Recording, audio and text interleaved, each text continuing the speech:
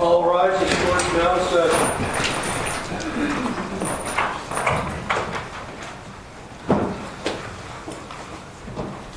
Thank you. Please be seated.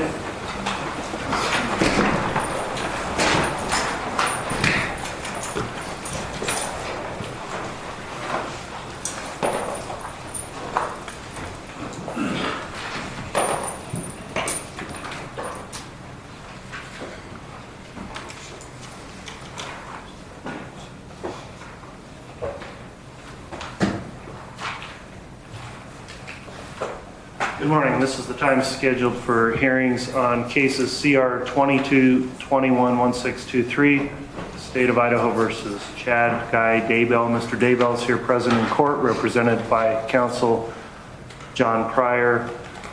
Also here for hearings, case CR 22-21-1624, State versus Lori Ballo Daybell. Mrs. Ballo Daybell is here represented by her attorneys, John Thomas and Jim Archibald. State's here this morning representing the prosecution, Lindsay Blake, Tanya Rawlings, and Rob Wood. Present. A few preliminary matters I'll bring up as we get started. There is a order governing courtroom conduct that's in effect today. I would note for those in attendance in particular, one of the provisions of the courtroom conduct order is that all cell phones must be silenced or turned off at all times in the courtroom. There's no permitted recording of any type, audio or video, by any electronic device. If anyone attempts to do that or a phone goes off, those devices will be confiscated by the bailiff. I'll also note that listening in is another district judge out of Ada County. Judge Stephen Hippler is the administrative judge from Ada County, who has worked with us in coordinating the trial for this case at that venue where the trial will take place. Judge Hippler wished to attend the pretrial conference this morning in order to listen in and be aware of any developments that come up during the pretrial conference, as he's integral in the planning of the trial in this case. So that's why the monitor's here, and I'll note his presence at this proceeding. What we've got scheduled for today, first matter we'll bring up is the pretrial conference in this case. After that, there's a state's motion in limine regarding mental health evidence as it relates to the Lori Daybell case. After that motion, we've got three more motions that Mr. Daybell's counsel has filed: a motion to dismiss the indictment, a second renewed motion to sever, and a second motion to compel. So that's the order the court intends to call things in today. Counsel, where we're going to start with the pretrial conference, let me just indicate a few things. We do have a current scheduling order that's the amended notice of trial setting that was filed in the cases on December 27th. There was also an order entered on February 13th modifying one provision of the scheduling order as it related to the deadlines for disclosure of expert witness reports and expert witness information. So beyond that, we are slated to commence the trial as per the scheduling order. So at this time, let me just inquire, as of the state, is the state going to be ready to proceed to trial pursuant to our scheduling order? Yes, Your Honor. Okay.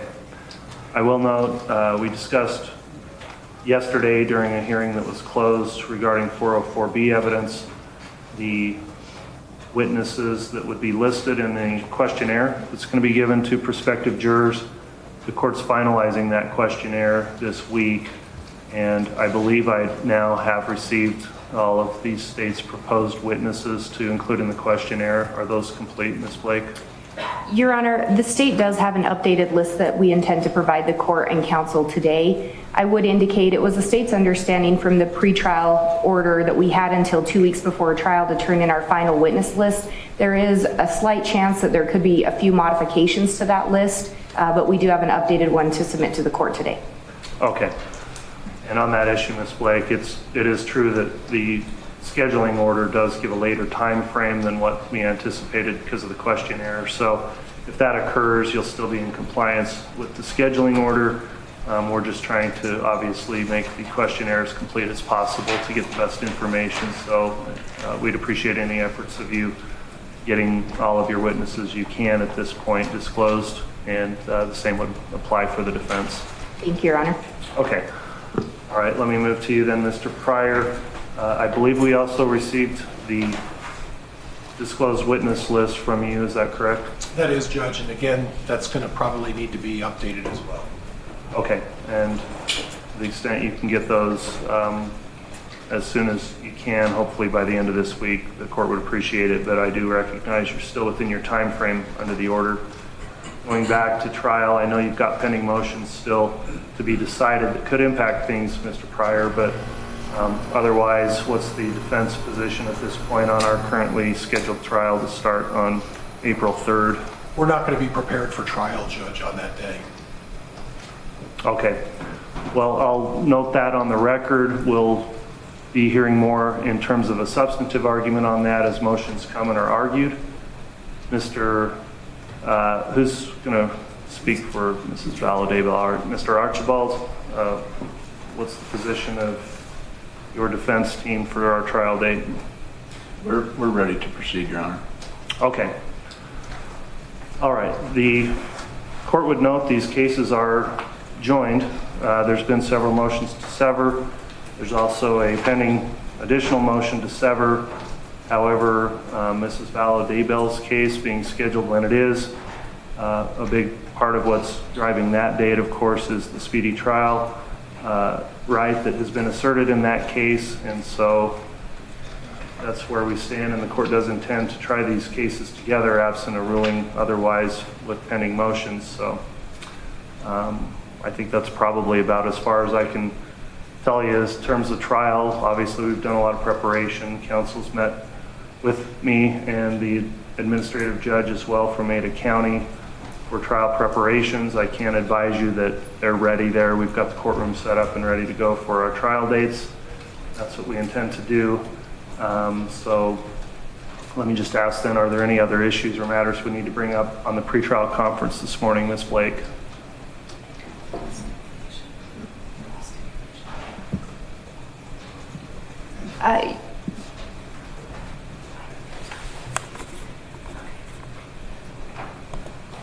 I don't think at this time, Your Honor. I think defense had indicated there were a few things that we were going to possibly talk about in chambers today, but outside of that, the state has nothing. Okay.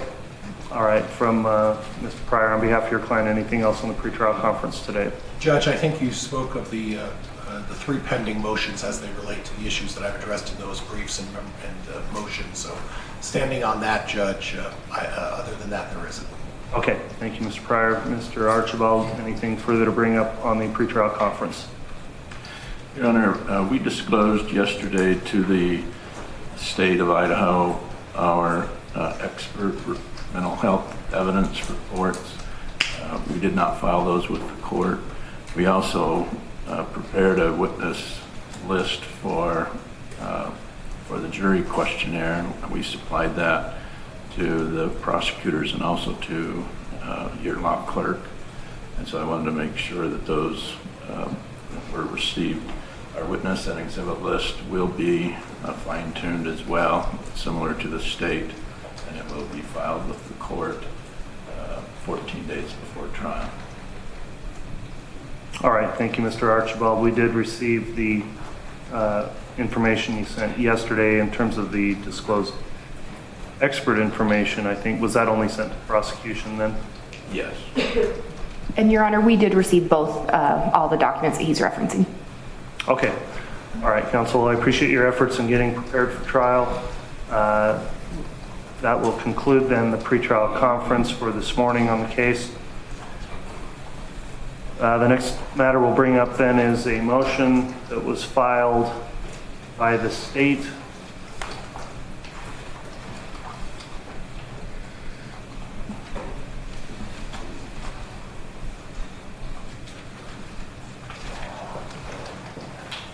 That's the state's motion in limine on mental health evidence. It was filed on January 26th. There was an objection filed on February 2nd, and this relates only to Your Honor, the state actually did file a motion in both cases. In Mr. Daybell's case number, the 1624 or 1623, excuse me, it was a shorter motion, more of an anticipatory and just out of an abundance of caution. Okay, I appreciate the clarification there, Ms. Blake. I do see that now. So in the 1623 case, the state filed its motion in limine on mental health evidence on January 26th. Then in the 1624 case, also on January 6th, there was filed a state's motion in limine on mental health evidence and a memorandum in support. The court did receive those motions. In addition, there was an objection filed in the 1624 case, and there was not a response filed, as I understand, in the 1623 case on behalf of Mr. Daybell. So I believe that matter scheduled for argument this morning. Is the state ready to proceed on argument on that motion? Yes, Your Honor. All right. the state would like to present arguments in support of the motion at this time, you may. And does the court have a preference on which case number we argue in first? I would suggest calling up the 1623 Daybell case first.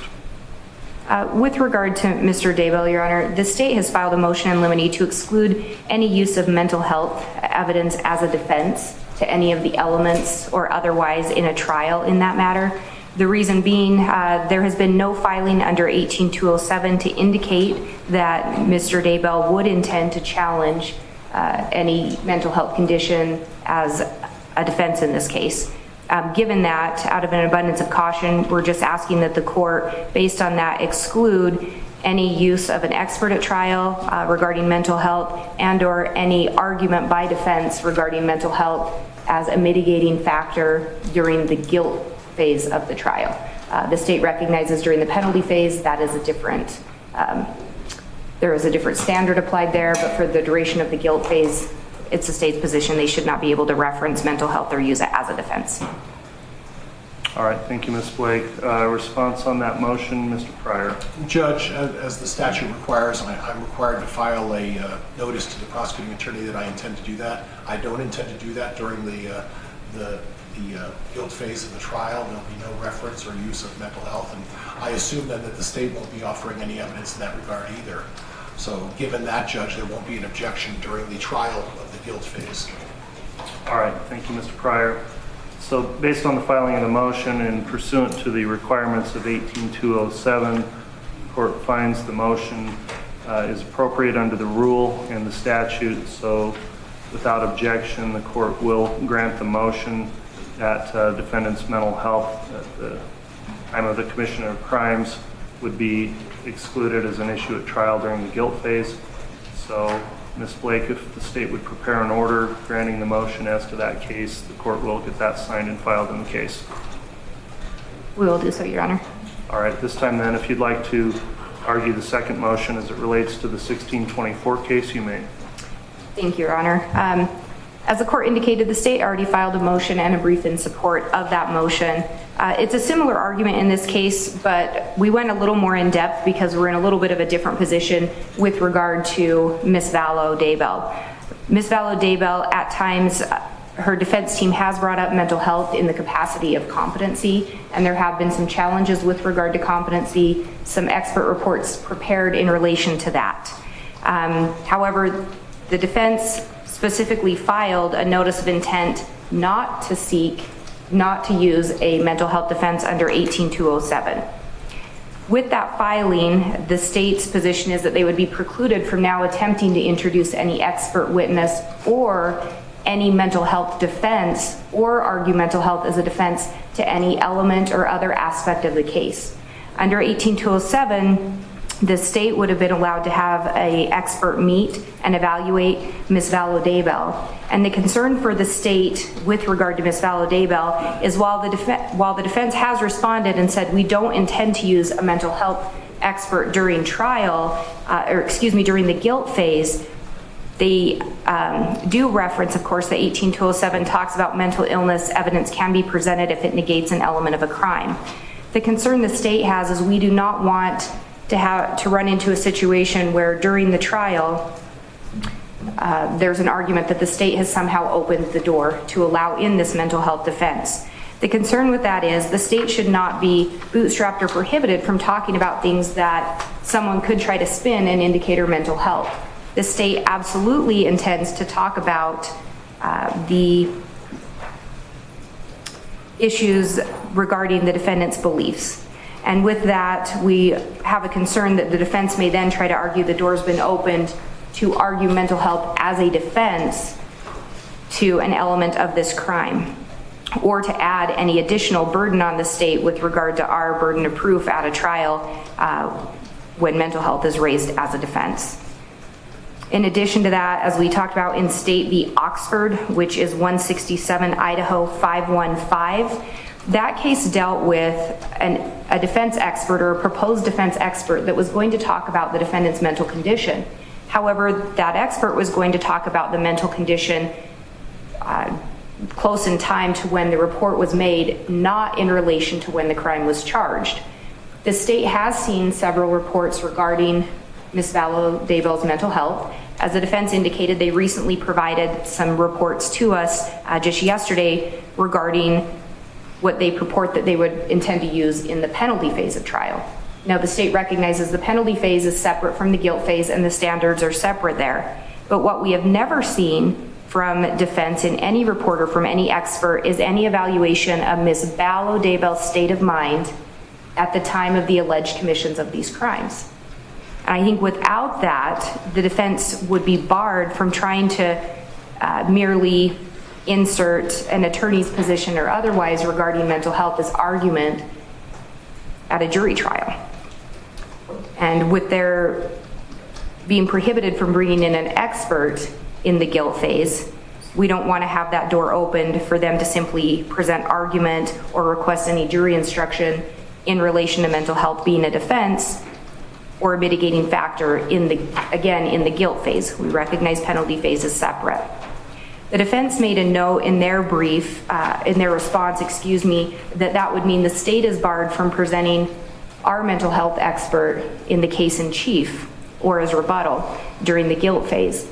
The state's position would be that is not necessarily accurate, and we would ask the court not to make that finding today unless the court makes the finding that the defense will not be allowed to argue or use mental health as a defense during the guilt phase. If at any point that door is found to be opened or they are allowed to present argument or they do present argument, the state should absolutely not be precluded from having our mental health expert come in and talk about that.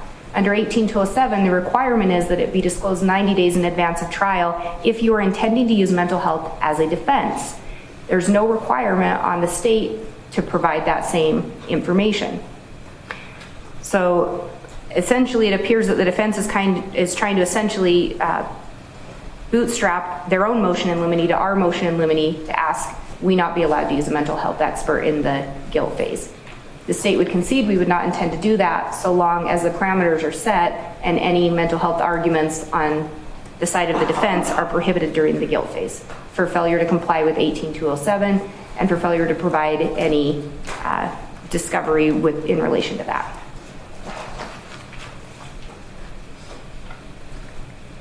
All right, thank you, Ms. Blake. Who's responding? Mr. Archibald? All right, Mr. Archibald, if you'd like to offer argument in response to the state's motion. Your Honor, I filed an objection to the state's motion regarding mental health evidence. My argument today is similar to what I stated in that objection. And so we acknowledge that Idaho Code 18207 provides that mental illness is not a defense to a crime. However, mental illness evidence can be presented if it negates an element of a crime. And so what that means is that if Lori Daybell ever said, I did it, but I was crazy, that's where 18207 applies. And because she has never said, I did it, then 18207 is not applicable to negate an element of a crime. And so in our mental health assessments, all the mental health experts that have evaluated her from the state hospital to our experts say, yes, she does have a mental illness. There's no question. And however, since she's never said in here or anywhere, since she's never said, I did it, but I was crazy, then 18207 doesn't apply. So that's why the mental health evidence that we intend to present is if she's convicted. She believes that she will not be convicted, and so the mental health evidence should never be presented. And so, however, we have to, these capital cases are unique in that we have to prepare for sentencing at the same time as trial. So that's why we have submitted our experts in the event she is convicted, then we intend to present our mental health evidence at that time. And the mental health evidence would not negate an element of a crime if the jury found her guilty. However, it would be mitigation for the jury to consider the punishment. And so that's where we're at. We haven't hit the ball. our mental health experts still have questions about her competency. We acknowledge and respect the court's determination that she is competent to proceed to trial, even though there are differing opinions about that matter. And so I see this motion as the state of Idaho really wanting to call their expert in their case in chief. And I think that's wholly inappropriate. They put Dr. Wellner on their witness list, and and I'm guessing they would love to call him in their case in chief. But since we're not going to make that an issue, then the state should be precluded as well. So I'll make a motion, since the state mentioned it, I'll make a motion in limine right now that they be precluded from calling Dr. Wellner in their case in chief. If they want to call him, if she's convicted, if they want to call him during the penalty phase, that's appropriate, but not during guilt phase. And so that's our position with Idaho Code 18207. And we haven't hit the ball, and we filed our notice that we're not going to call mental health experts, based in part because of the court's ruling that she is competent. And so, and those matters were sealed, so I probably shouldn't talk too much more about that. But that's our position, Your Honor, and we're not hiding the ball. I am concerned, however, with them putting Wellner on their witness list, that they might be wanting to call him in the case in chief, and that should be excluded. All right, thank you, Mr. Archibald. So I want to hear a response from the state. I'd note also there's been an oral motion made on the record at this point now, and a motion in limine where the defense is requesting that Dr. Wellner be precluded from testifying during the state's case in chief. Given the issue is before the court, I obviously understand there could be a timeliness argument on that, but given where we're at with the trial coming up, and it is a motion in limine, I think it is appropriate to hear argument on that today on this oral motion that was made in addition to the response made. So Ms. Blake, if you're prepared to address that, I'll hear your argument at this time. Thank you, Your Honor. As the state previously indicated, when we look at 18207, it's mental condition being used as a defense is what that section is referring to, and that if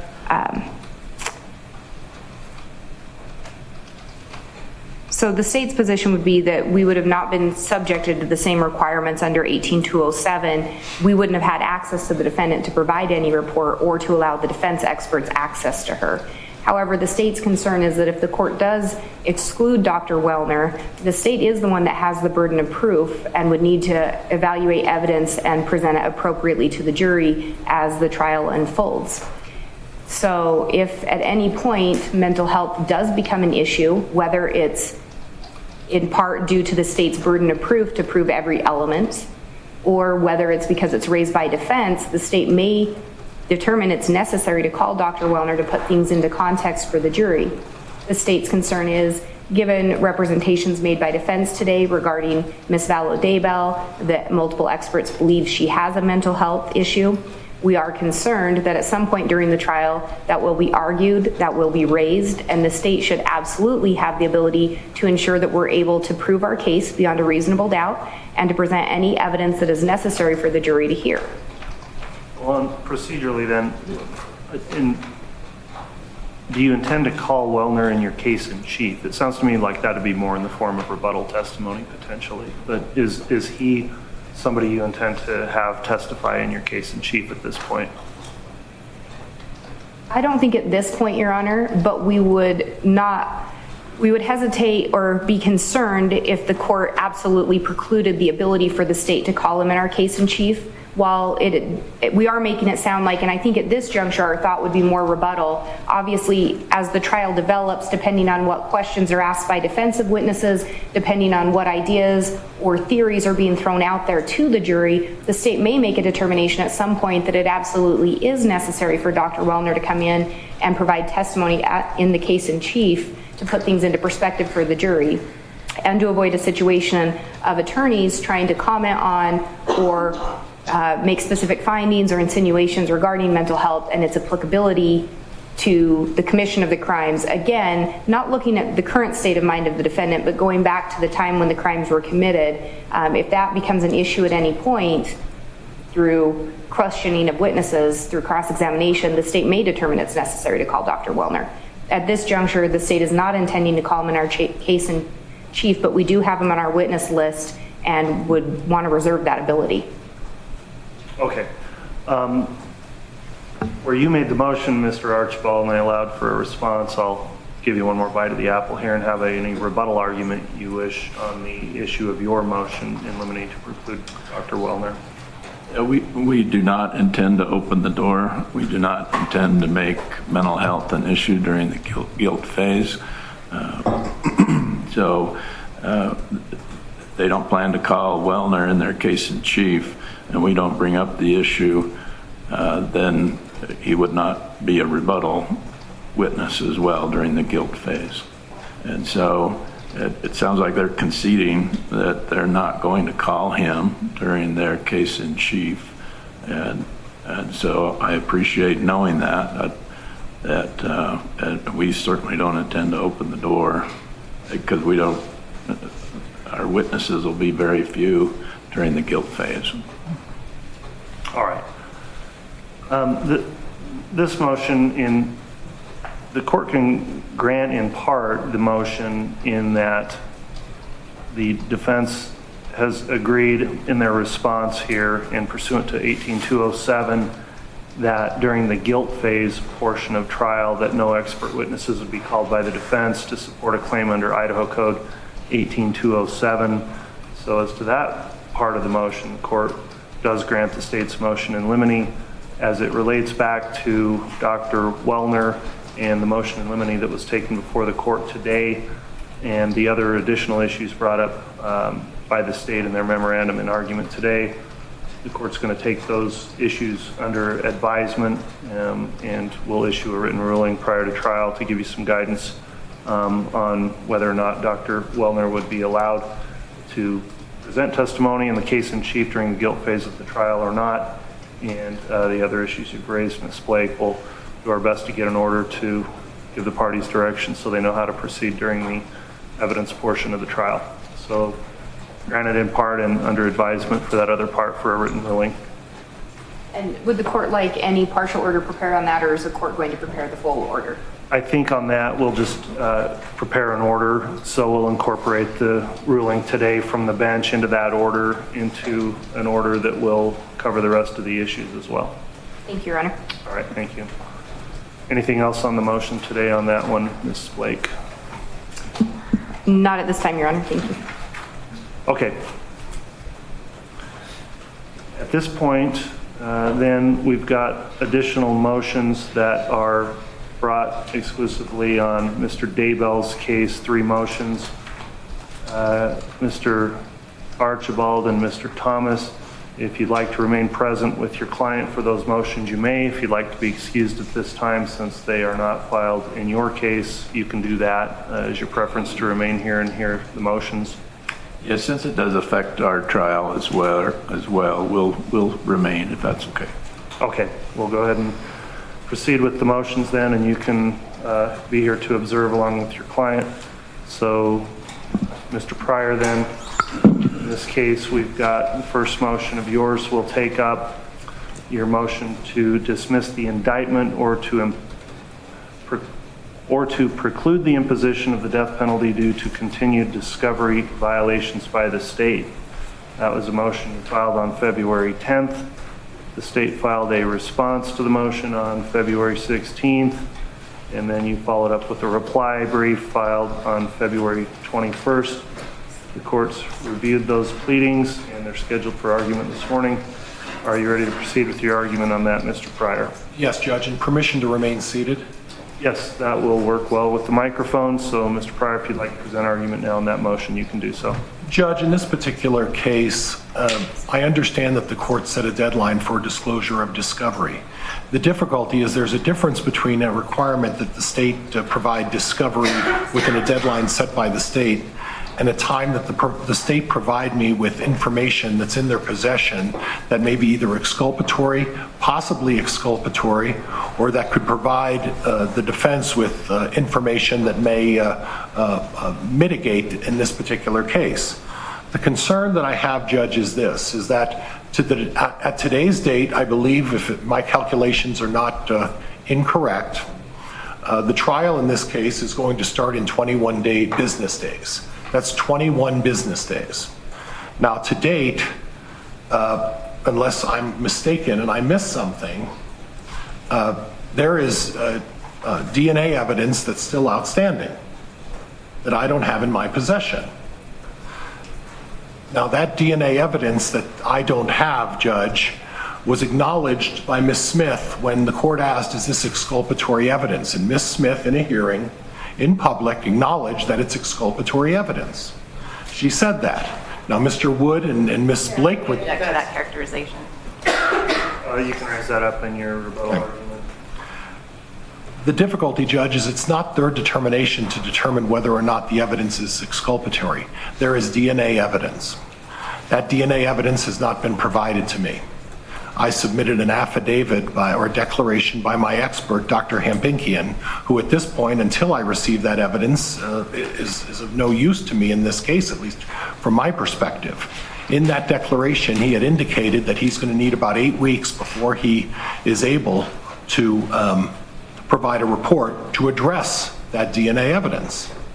This isn't a defense problem, and this should not be put on the defense.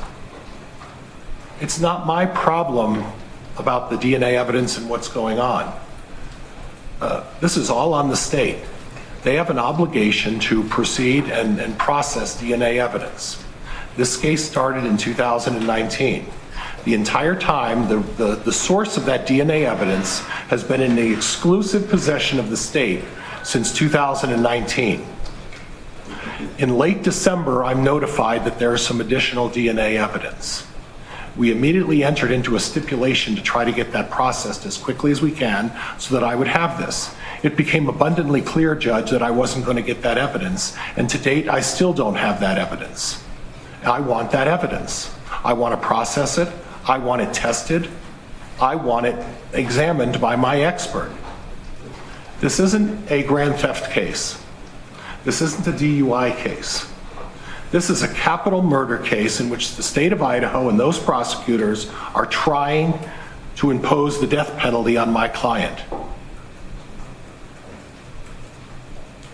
The results of this can't get any more serious, Judge. This is the most serious kind of case that you can be involved in. And I take that job and obligation very seriously. And this court on the record at the last hearing said, I'm not going to allow the state not to turn this evidence over at the last hour and not give you an opportunity. Judge, that is well past. It's time. They've had every obligation. And one of my concerns in this case, Judge, is this. The source of the DNA evidence has been in their possession, like I referenced earlier, since 2019.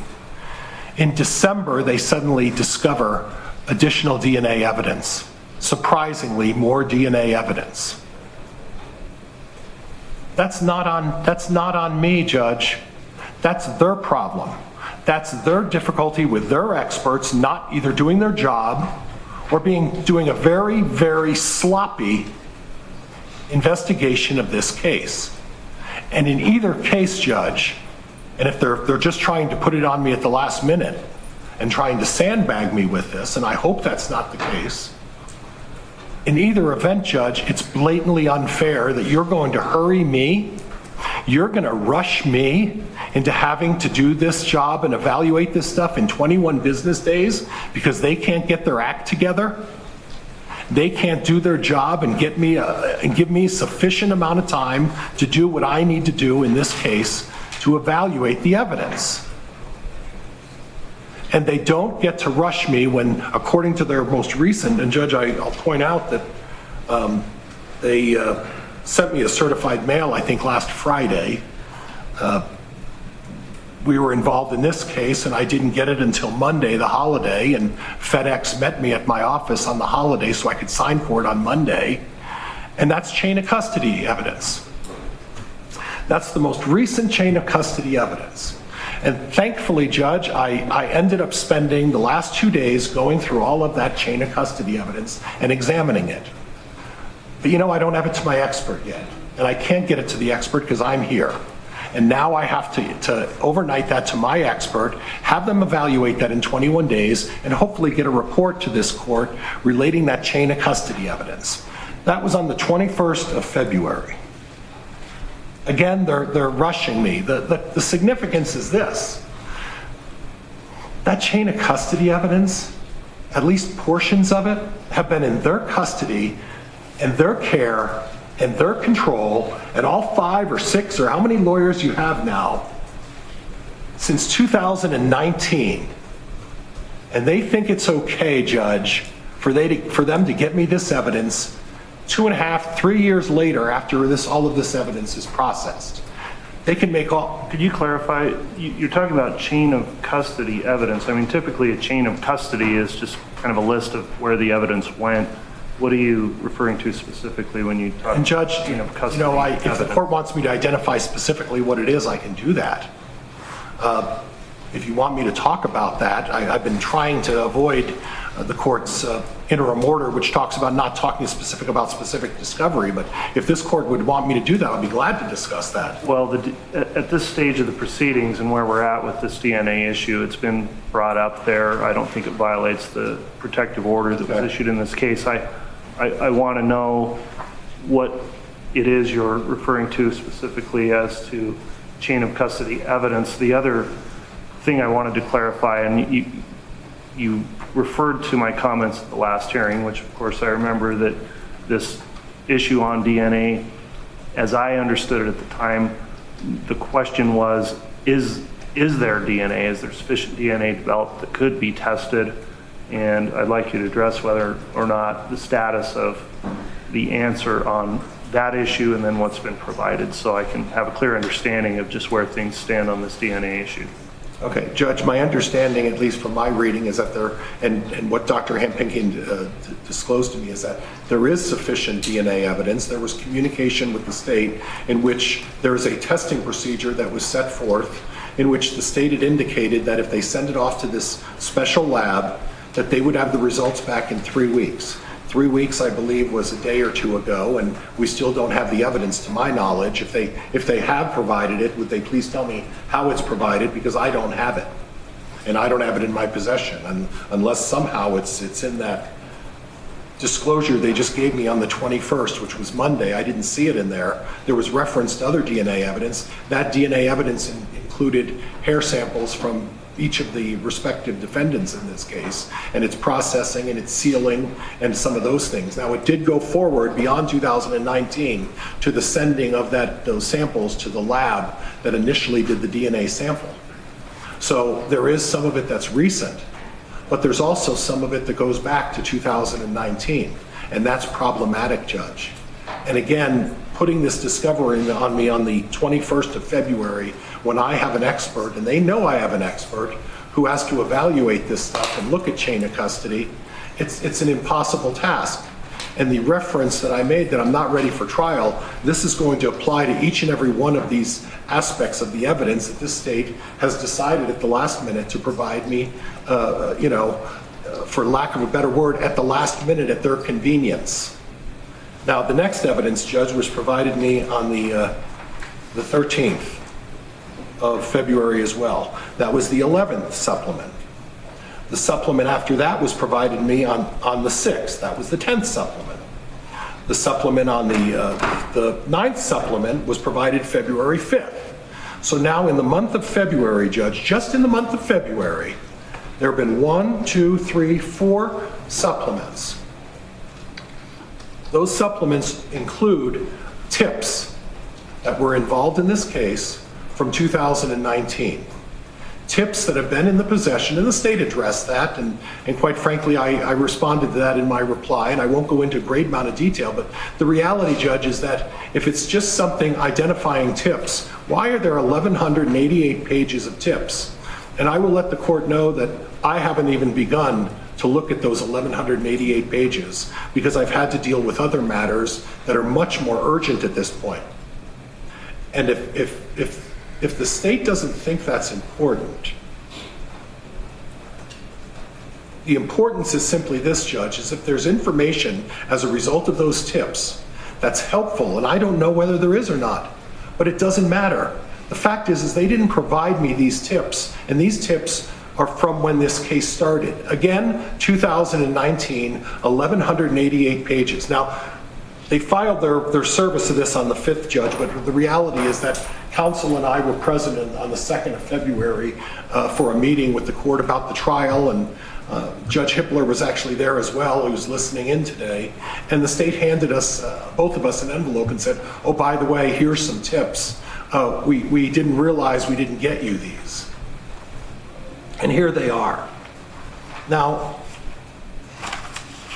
if they inadvertently missed something and they didn't provide it in a timely fashion, that's fine.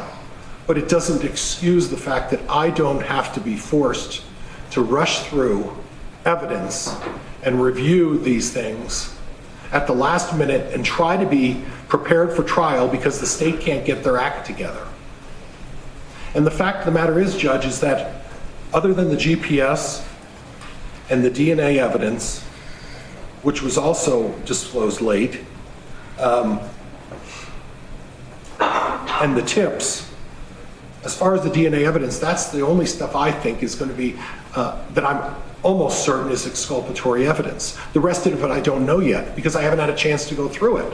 And that's because they've been spending the last month of February disclosing all of this stuff that's been in their possession for a significant amount of time.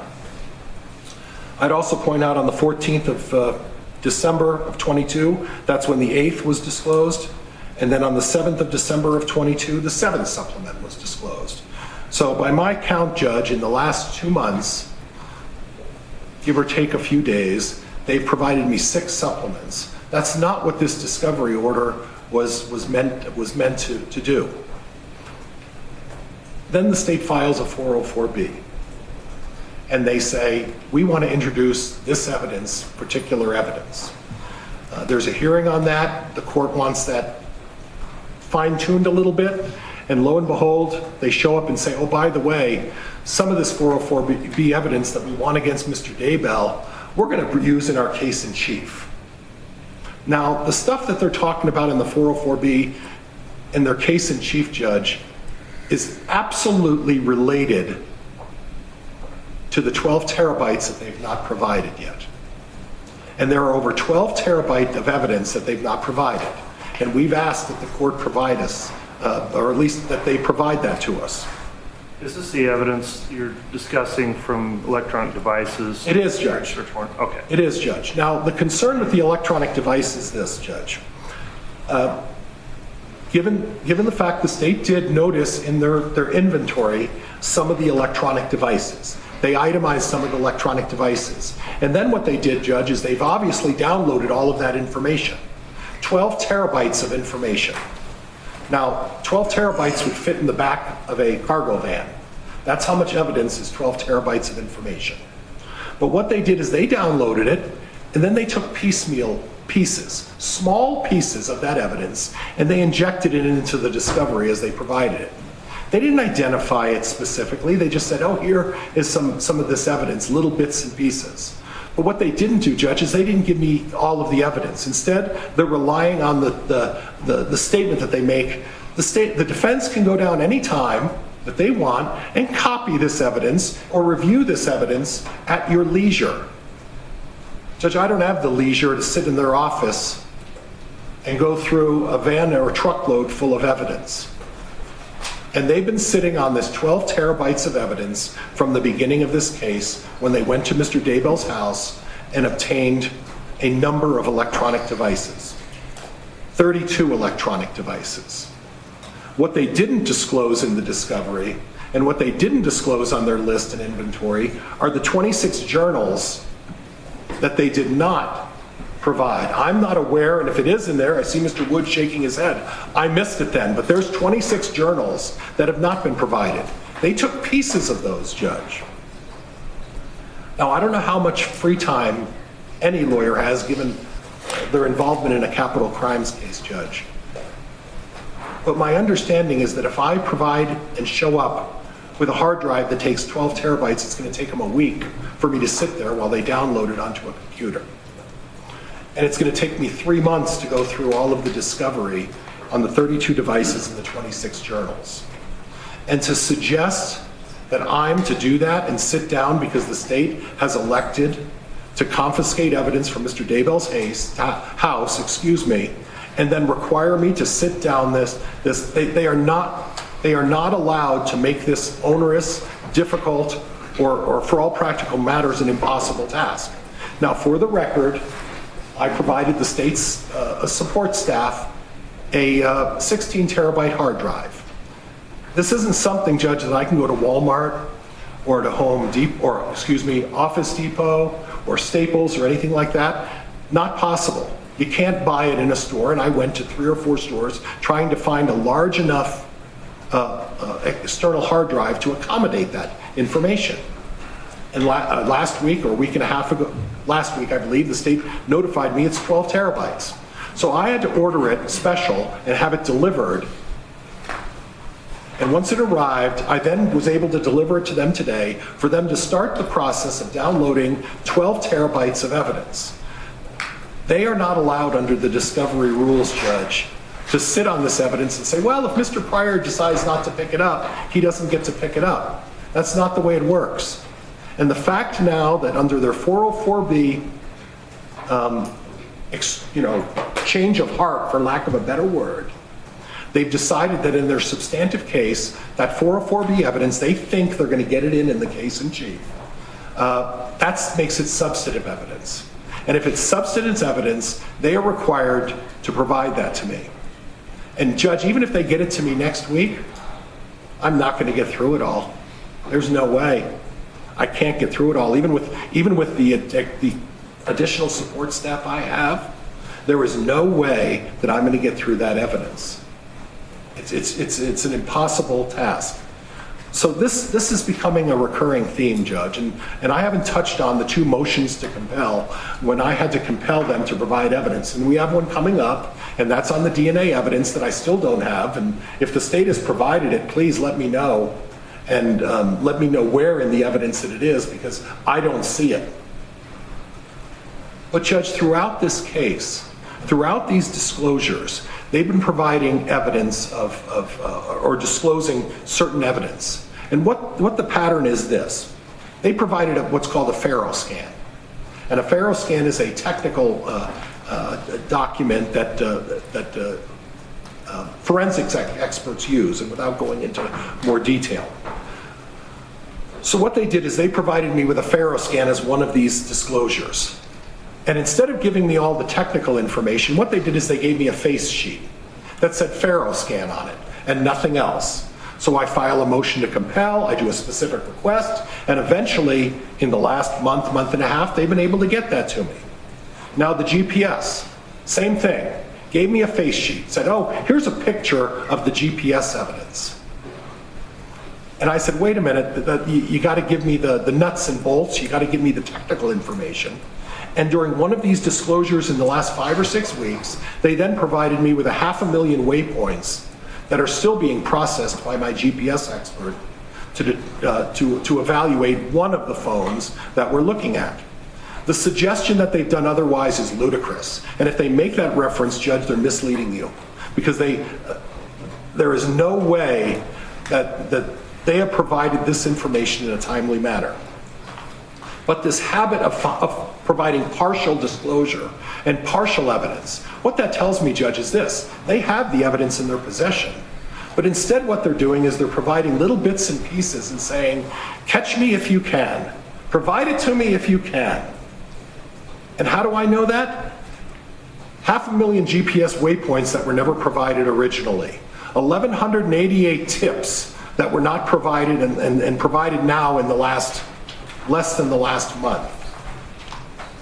Chain of custody that they've had in their possession since at least August of last year, because it was signed off by their chain of custody expert on August 16th of last year. And if the court wants to, we can take a break.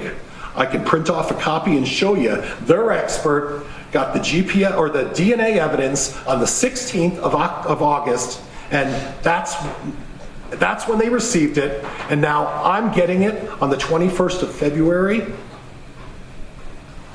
Some 6 months later, chain of custody evidence, DNA evidence that magically appears, and now suddenly they're deciding to provide me the DNA evidence. The chain of custody evidence, their decision not to provide me the 12 terabytes of evidence, the GPS evidence, the tips, the interviews with other witnesses that occurred, some of them occurred over a year ago, that I'm just getting now. Some of them are more recent, but I'm just getting them now. Now, either it's one of two things, Judge, and I hate to say this, but it's one of two things. Either they're trying to sandbag me, or there's a lot of incompetence, and nobody's watching and directing the ship. And either one of those is not my fault. And for you to punish me and require me to go through all of this evidence at the last minute because they either can't get their act together or they're trying to pull one over is not my fault. And when I make a representation that I'm not going to be prepared for trial, it's because of the reference of these 6 disclosures, the results of 2 motions to compel where they had to give me additional information, and this has all been done in the last 6 to 8 weeks. And some of this information they've had for several years. Some of this information goes back to their experts from August of last year. And they're going to rush me on a capital murder case to get this done. I've had a discussion with Mr. Daybell. I told him what I was going to tell the court today. I said, Mr. Daybell, I've done everything I can to be prepared for this, but this prosecuting attorney's office cannot continue to do this and disclose this very technical information to me at the last minute. And the suggestion that I should have to show up at their office and say, oh, I'm going to make an appointment. Would you block out 10 days for me, Mr. and Mrs. Prosecutor? Because that's how long I'm going to need to sit in your office to download the information. And I'm pretty sure you're not going to let me do that. That's the significant amount of information that I'm going to have to sit and download. I can't speak for Mr. Thomas and Mr. Archibald, thank you. I don't know how I would ever forget his name. It's going to be ingrained in my head the rest of my life. I can't speak for them as to why they're going forward. I know they don't have the 16 or the 12 terabytes. I know they don't have the DNA evidence. I know they, for all practical purposes, I don't even think they have the GPS evidence yet. I don't know. But they're going forward with this thing, and I don't know whether that's Miss Vallow Daybell, excuse me, ma'am, insisting on this. But I'm representing to the court that the vast, significant amount of discovery has made it impossible for me to be ready for the trial.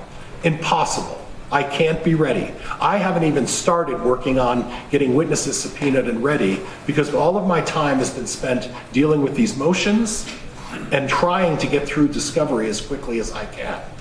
This has gotten to the point, Judge, where their failure to provide the discovery and the fact of the matter is they're going to set up there and say, prove, Mr. Pryor, that it's exculpatory. Well, Judge, the DNA evidence, the court specifically asked them, is it exculpatory? And they can make whatever reference they want today, but the insinuation, Judge, is it was exculpatory evidence, and evidence that I don't have at this point. The rest of it, I can't tell you whether it's exculpatory or not. I can't, because I haven't gotten through it. And the 12 terabytes, I know they're now going to use some of this for their case in chief and substantive evidence. I don't know. I don't have it yet. 21 days before the trial, and I don't have a significant amount of evidence because they've been sitting on it for whatever reason. And they can come up with excuses and say, Mr. Pryor could have showed up at any time. It's not our fault that these other organizations are slow in getting us the information. That's not my problem. That's not my difficulty. That's their problem. If they can't get the stuff to me, that's their problem.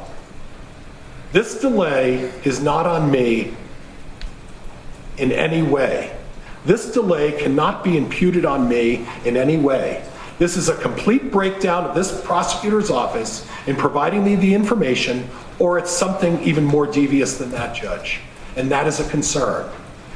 And based on that, Judge, I'm asking you to dismiss this indictment. In the alternative, Judge, if you don't dismiss this indictment, I'm asking the court to consider and reconsider the severance motion. Because as I've represented as an officer of the court and all of the representations of this evidence, I cannot be ready. I look forward to hearing their explanation then, Judge, as to why the DNA evidence is not there yet. And if it is there, would they please point out where in this vast amount of evidence they've decided to insert it so I can sort of locate it and start the 8-week process of Dr. Hempinkian trying to get a report done, which I guess that would mean the report's going to be done during the trial, and I won't have it as part of my case in chief when Dr. Hempinkian starts to evaluate this DNA evidence. Thank you, Judge. All right, thank you for the argument, Mr. Pryor. Who's responding on behalf of the state? Your Honor, I was going to respond to the motion to dismiss the indictment or remove the death penalty. I think we've kind of conflated some of the issues with the motion to compel and the severance here in counsel's argument, but I'm prepared to address the motion to dismiss the indictment. Well, on that point, we do have a renewed motion to sever. There's also a motion to compel. We went into a lot of argument on those as well. I'll still reserve additional argument on that in response to cover them in turn. So at this point, Ms. Rawlings, if you'd just like to address on the motion to dismiss the indictment, I'll go back to Mr. Pryor, ask him if he has any additional argument on the motion to sever, and then do the same on the motion to compel, so you can narrow your response down, if you wish, to just the indictment motion. Thank you, Your Honor. And I am going to ask the court's indulgence in referring to... If you could bring the mic a little closer. Okay, sorry. I'm going to ask the court's indulgence in referring to co-counsel because much of the information might have been handled by one specific prosecutor. With regard to, I think I just want to clarify first off this chain of custody evidence and the DNA evidence. With respect to the DNA evidence that was recently additionally collected by the state lab and which Mr. Pryor was notified of immediately upon the state's learning of it in December 2022, that evidence was not collected until the bodies were discovered on Mr. Daybell's property in June 2020. So chain of custody evidence referencing anything in 2019 would have been unrelated to that DNA evidence. It would have been devices or things like that, things related to the children's search, anything related to that in 2019.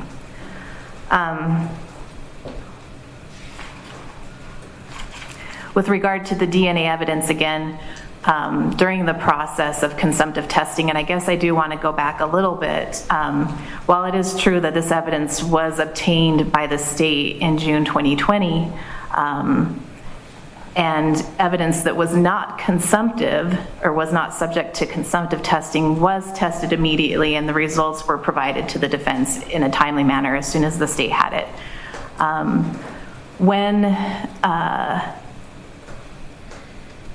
With regard to the evidence for consumptive testing, there were disagreements previously in the prior case. I believe that Mr. Pryor had objected to consumptive testing in April 2021 in the prior cases, and there was a delay in terms of proceeding in that manner with the stay in the co-defendant's case.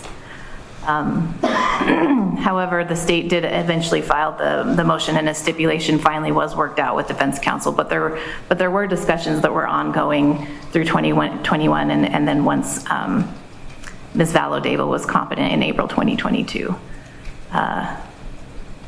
With regard to the viability of this DNA, we had indicated to Mr. Pryor when we learned of it from the state lab that these additional hairs, the state lab wasn't sure that it would have evidentiary value or that they would be able to get any DNA profiles from it. And I think that was the representation that Ms. Blake made to the court previously, is that we did not know whether they had exculpatory value or not at that point. In fact, the state lab has tested them, and those results have been provided to defense counsel, and they were not able to obtain a DNA profile. Now, we recognize that having collected these additional hairs at a later date is problematic. And so the state, out of concern with that, did make some pretty significant efforts to find a private lab that could test smaller hairs that don't have the root associated with it. And there are... Let me back you up a step there. So where we were at the last hearing, the question I had that was raised by the defense is whether or not there's a testable amount of DNA. And you're saying the answer the state lab gave you was no, there's not. Yes, with the equipment and their testing procedures, the state lab was not able to obtain a usable amount for a DNA profile. Okay, and you're saying that perhaps another lab now has a better testing capability that could develop a DNA sample? Yes, and so in discussions with the state lab analyst and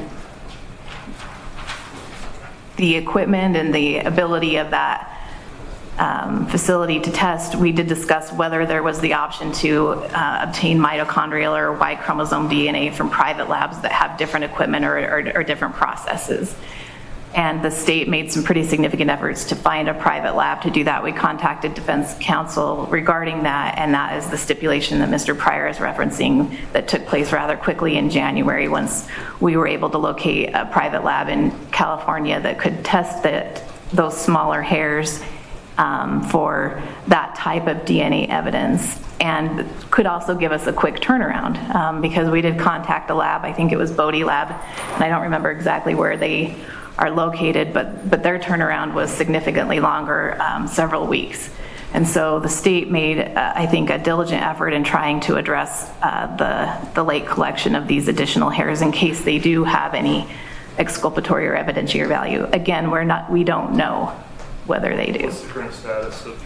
We expect the report today. We do not have it yet, but we're hopeful that we'll get it today. All right, well, just as a follow-up, I would like to be advised of the results of that report because it's going to be integral to this decision I'm making on these issues today. So once the state has that, in lieu of waiting for our next hearing date, I'd like to be advised. Certainly, Your Honor. And just to be clear, we don't know whether they will be able to obtain anything. They just had the ability to test these in a more extensive manner than the state lab. Okay.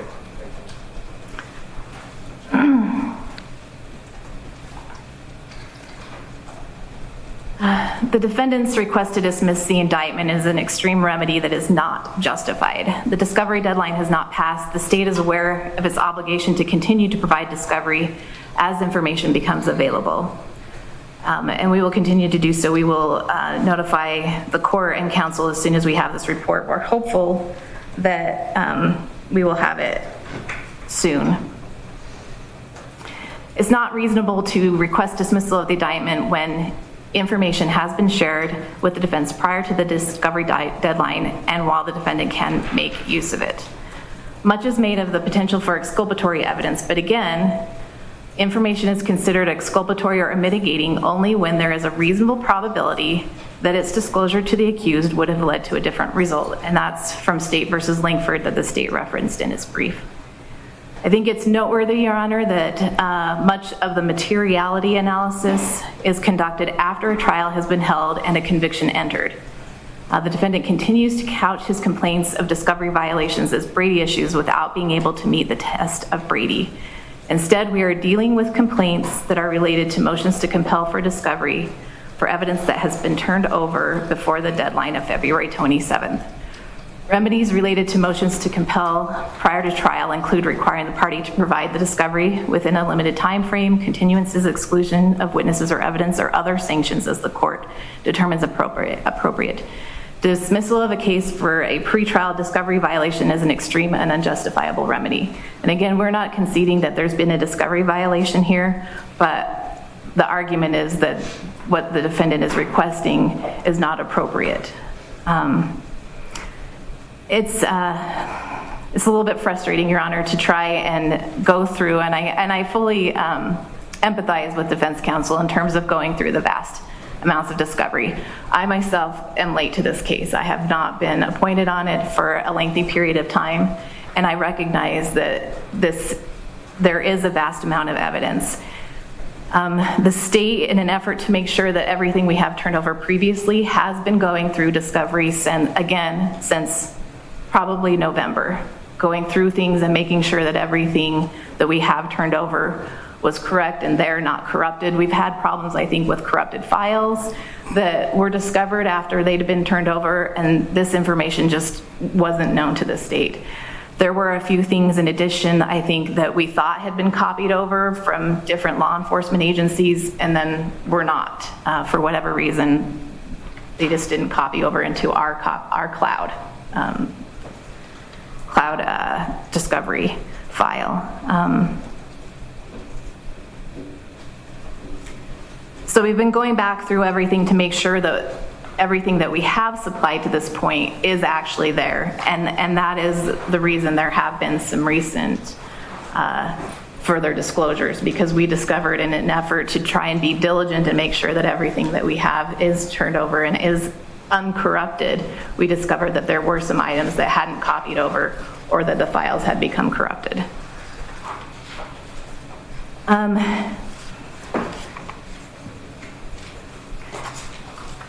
Anything regarding the 404B evidence, anything that we plan to use for that has been turned over long ago.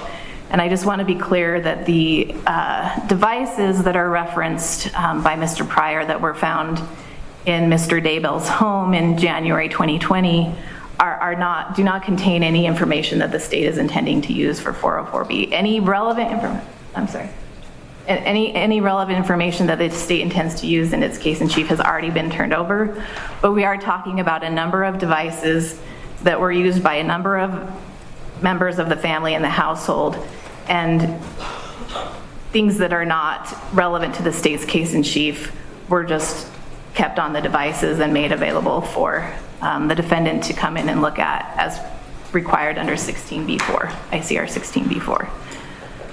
Again, these devices are Chad's or his family members, and we feel that he is in the best position to know whether there is any other items of evidentiary interest to him or anything exculpatory.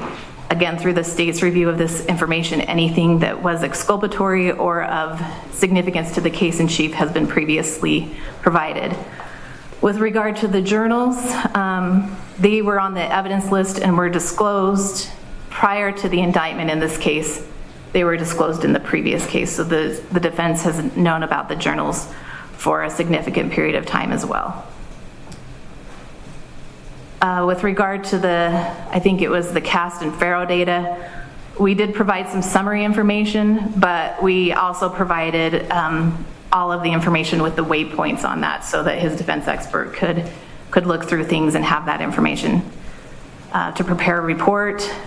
With regard to the tip information, we just want to clarify that this isn't 1,188 tips. This is 1,188 pages that contain information regarding the tips and a summary sheet.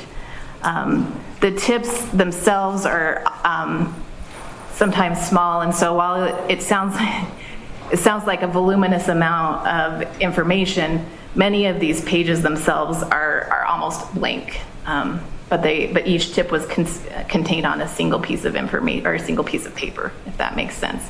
There may be like a few lines at the top and then the rest of the page is blank. Can you explain the delay in getting those turned over? Yes. The state learned of their existence at the end of January. We were not aware that they were in the possession of law enforcement. The prosecution team learned of that at the end of January and provided it on February 2nd, as noted. Of 2023? I'm sorry? February of this year? Yes. Okay. Yeah, we learned, the prosecution team learned that they were in, I think, the Rexburg Police Department's possession, and they were in reference to the search again for Tylee and JJ, who were missing at the time. I should be clear, though, and clarify that information that had been determined to be of evidentiary value or by law enforcement that was followed up on and investigated, that information was turned over earlier, but the substance of the reports, including, I think, as mentioned in our brief, psychics and visions and things like that, the rest of that had not been turned over. Again, the state disagrees with this characterization that these are Brady or discovery violations. In response to the defendant's reply suggesting that the state is obligated to provide copies in searchable format with an index that flags any potential Brady material, the state disagrees. The case law that was referenced by Mr. Pryor in his brief is persuasive authority, and it is not controlling. What is controlling is Idaho Criminal 16, which requires the state make such information available to the defense for inspection and copying. As all parties acknowledge, there is a voluminous amount of information, and much of this material has been available for inspection and review for approximately 2 years. The defendant's main argument is that data from devices seized from his home may have mitigating information. However, again, the defendant is the best one, or is the one in the best position to know such information and whether it is also included on electronic devices he or others of his family may have used. And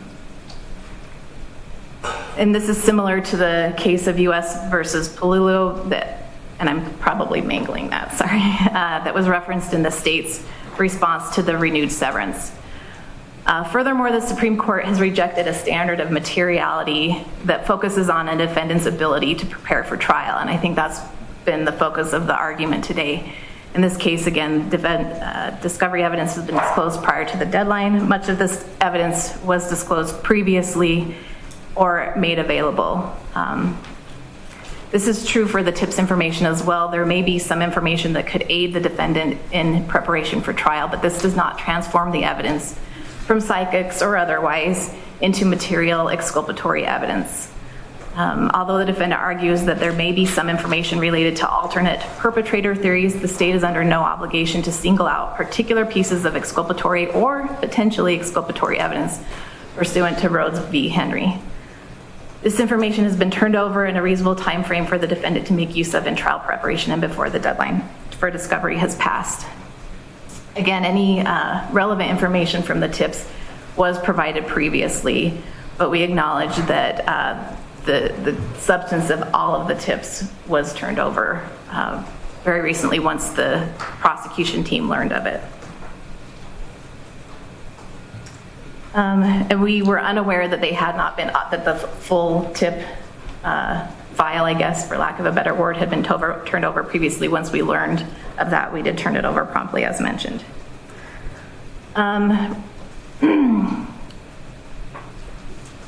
Regarding the DNA evidence, I just want to clarify, I feel the defendant in his reply brief mischaracterizes the state's explanation, and I may have covered this a little bit earlier, Your Honor, but since the indictments against the defendants were filed and the stay entered in the co-defendant Lori Daybell's case, and once she had been arraigned, the parties engaged in a number of filings. Again, discussions had been ongoing regarding evidence and consumptive testing. And some of those discussions were in the form of objections where Mr. Pryor was not agreeable to consumptive testing by the state lab. Procedurally, the state noted that there was a stipulation to process this DNA evidence that would be consumptive, and that was signed by the court in August of 2022. During that process, the state lab analysts collected these additional hairs that, although they were unlikely to yield DNA evidence according to their analysis, were set aside, and the state was notified of this potential evidence. Defense counsel was immediately notified when prosecutor Wood learned of this. There was not a delay in testing the evidence found on JJ's body. Any evidence that was not consumptive was tested promptly. There was a delay in testing evidence that would be consumed until all parties could be included in that decision. And again, as noted, the state lab has already tested these hairs and has been unable to generate a DNA profile, and this information has been provided to the defense for their expert. As noted, there is an outstanding report regarding these newly collected hairs from the private lab that has been stipulated to by the parties. The state has made an effort to recognize this and stipulated to extended deadlines for expert analysis and reports. And so we feel that we've been diligent in responding to all discovery requests and making all evidence available to the defense as needed. And we would ask the court to find that there is no violation of the due process rights for Mr. Daybell in regards to the discovery violations and deny the motion to dismiss the indictment or set aside the death penalty. All right, thank you, Ms. Rawlings. Thank you. Mr. Pryor, response on that? Judge, a couple of things. I want to point out, I'll start with the tips.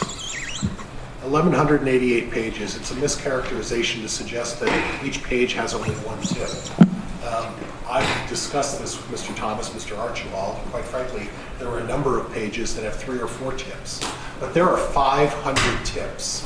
500 tips on 1,188 pages. So the concern is this, Judge, is that these tips have been in possession of law enforcement behind me, some of them, for a significant amount of time. And I did misquote counsel. You're correct. June 2020 instead of 2019. I apologize. It was June 2020. You're correct. So rather than 3 years, Judge, it's only 2.5 years. So it's only been in their possession for 2.5 years while they've sat on these tips.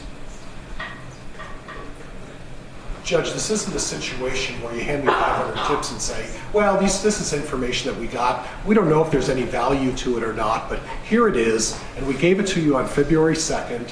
The notice obviously filed February 5th. 21 days, 3 weeks ago, Judge, they gave me 500 tips. Oh, we inadvertently forgot to give that to you. That's not an excuse. And all of the case law in the Supreme Court has repeatedly said that the police and the prosecutors are under an obligation, and the prosecutors are under an obligation to determine and get information to the defense attorney. This isn't a situation where, I have to track it down and say, oh, by the way, I didn't see any tips that you gave. Are they there? No. They suddenly discover, Judge, that whether, and I want to be careful, whether the police have been sitting on these or whether the prosecuting attorney just discovered these, it doesn't matter. The fact is they're providing me 500 tips, and now I'm getting those, what's in essence just 5 or 6 weeks before this trial is supposed to start. And I'm supposed to spend my time going over 500 tips to determine whether there is any information on there that potentially could be exculpatory. That's just one piece, Judge. I appreciate counsel pointing out that, well, we only gave Mr. Pryor summaries when we gave him the information. I would beg to differ for his other explanation, Judge. On the GPS, it was a face sheet. On the Faro scan, it was a face sheet. On the 12 terabytes of evidence, it was a reference and a small amount of journal entries. And then what had to happen, Judge, is I had to file a specific request for discovery when I passed that information along to my experts, and they said, where's all the meat and potatoes of the evidence that they didn't provide? Where's all of this information that they did not give us? And then they provided that to me, Judge, and that's only been done in less than the last month. So in the last month, even though they've had a preliminary hearing on the original charge where their expert got up there and talked about waypoints 3 years ago, and then they have a grand jury proceeding, and there's discussion about that as well, and then suddenly now in February, after all of these steps, they provide me 500,000 waypoints that I'm supposed to process. And I didn't hear an explanation as to why they mishandled the evidence. I didn't hear an explanation as to why they weren't able to provide me all the evidence.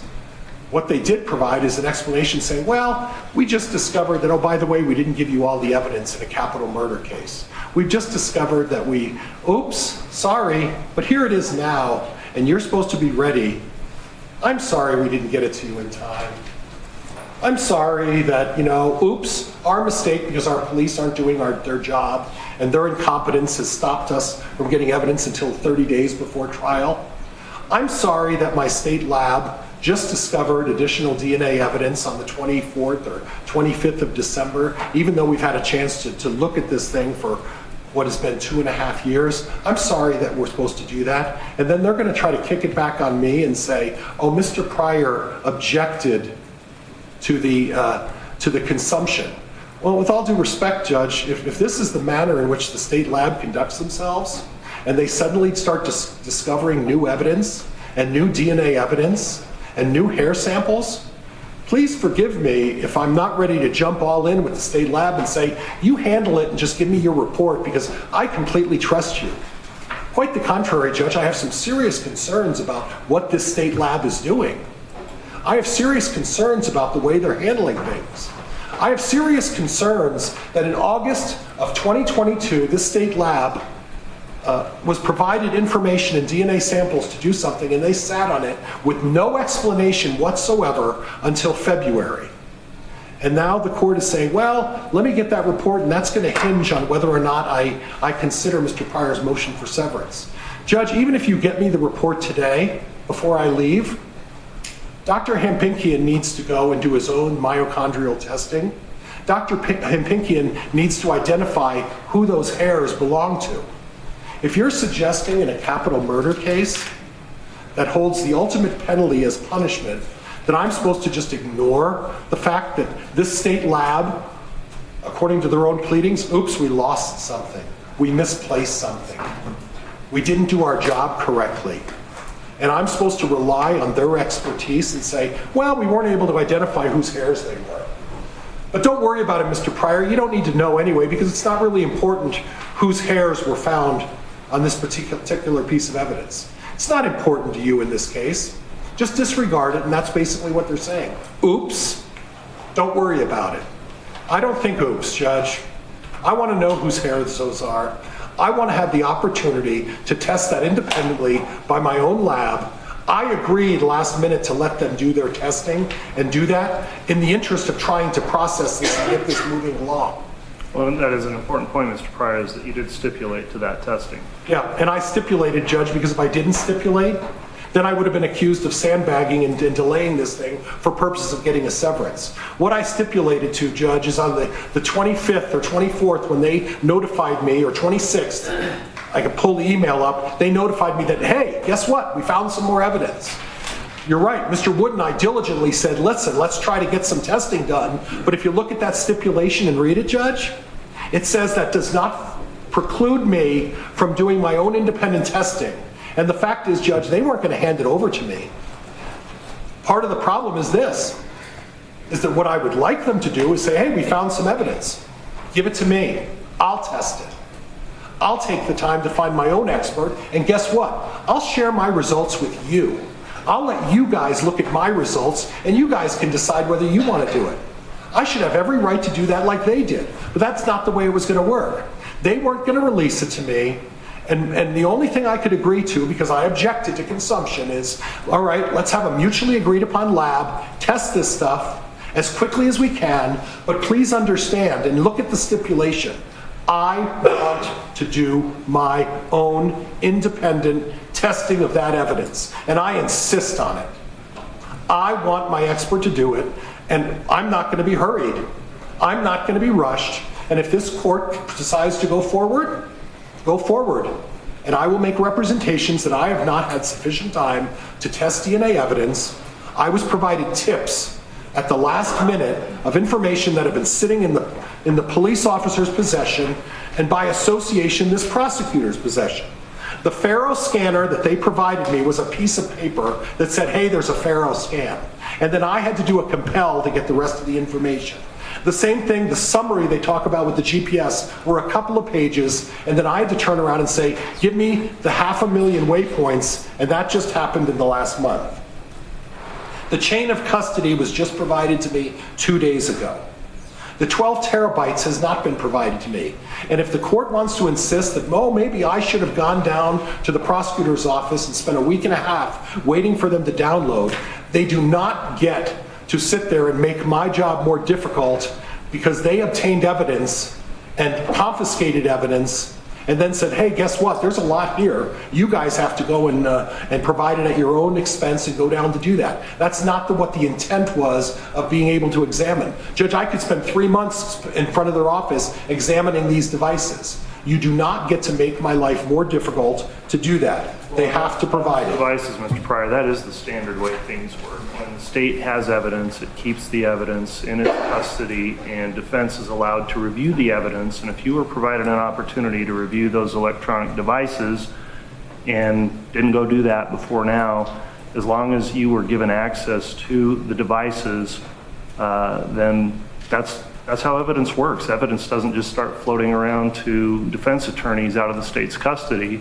And I see the state's point on that if it was made accessible to you. Now, if you're telling me they wouldn't provide you access or didn't tell you they had it, that's a different story. But I think on those electronic devices, that puts the burden on you to go see what they've got and review the evidence there, and they're not going to release it to you. Okay.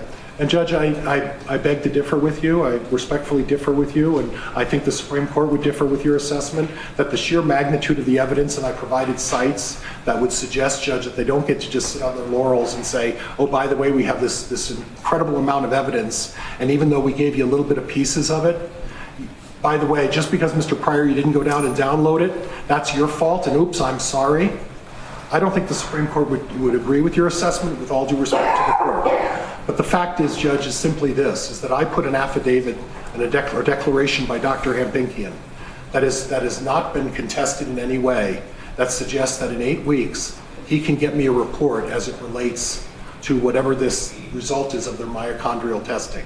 And that's going to require him to do additional testing and additional evidence, and it's going to take some time. And it's not going to happen before this trial starts. And what I'm asking is, Judge, given the fact that I find these disclosures, and by their own assessment, oops, we forgot to provide you the tips. Oops, we didn't give you the GPS. Oops, we didn't give you the chain of custody. Oops, we didn't give you the DNA and we just found out about it. Oops, we didn't give you the Faro scanner.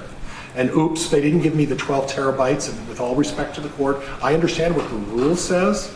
I also understand what the Supreme Court says as that refers to them making it accessible to me and not providing a burden to me to have to do that. And I would suggest, Judge, that by confiscating 32 phones, confiscating 26 journals, they don't get to say, oh, by the way, come down here and make copies of it and look at this stuff.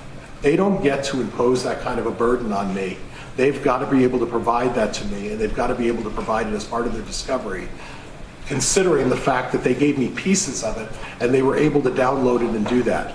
Now, Judge, where does you've said over and over the Supreme Court, so where does the Supreme Court say Judge, that? I think, I apologize, I don't have my laptop in front of me, but I believe I referenced that in my initial Brady violation. I believe the case site is in there, and it's referenced to where the Supreme Court has made reference to the fact that they don't get to provide a burden to me to do that. And I would encourage the court to review my motion in regards to that, and I believe the site is in there, 3 or 4 pages into the site, I believe. Okay.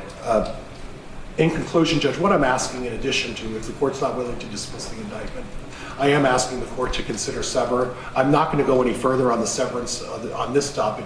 I'll just touch on it briefly as part of that. But what I'm asking as an additional remedy, Judge, is I provided the prosecuting attorney's staff with a 16 terabyte hard drive today. What I would like is the prosecuting attorney to download the entire case file onto that 16 terabyte hard drive so that I can make a determination as to whether or not there's additional oopses that they haven't provided me, or additional evidence that maybe, oops, by the way, we just discovered, like this most recent disclosure, that we forgot to give you some additional evidence. Thank you. All right.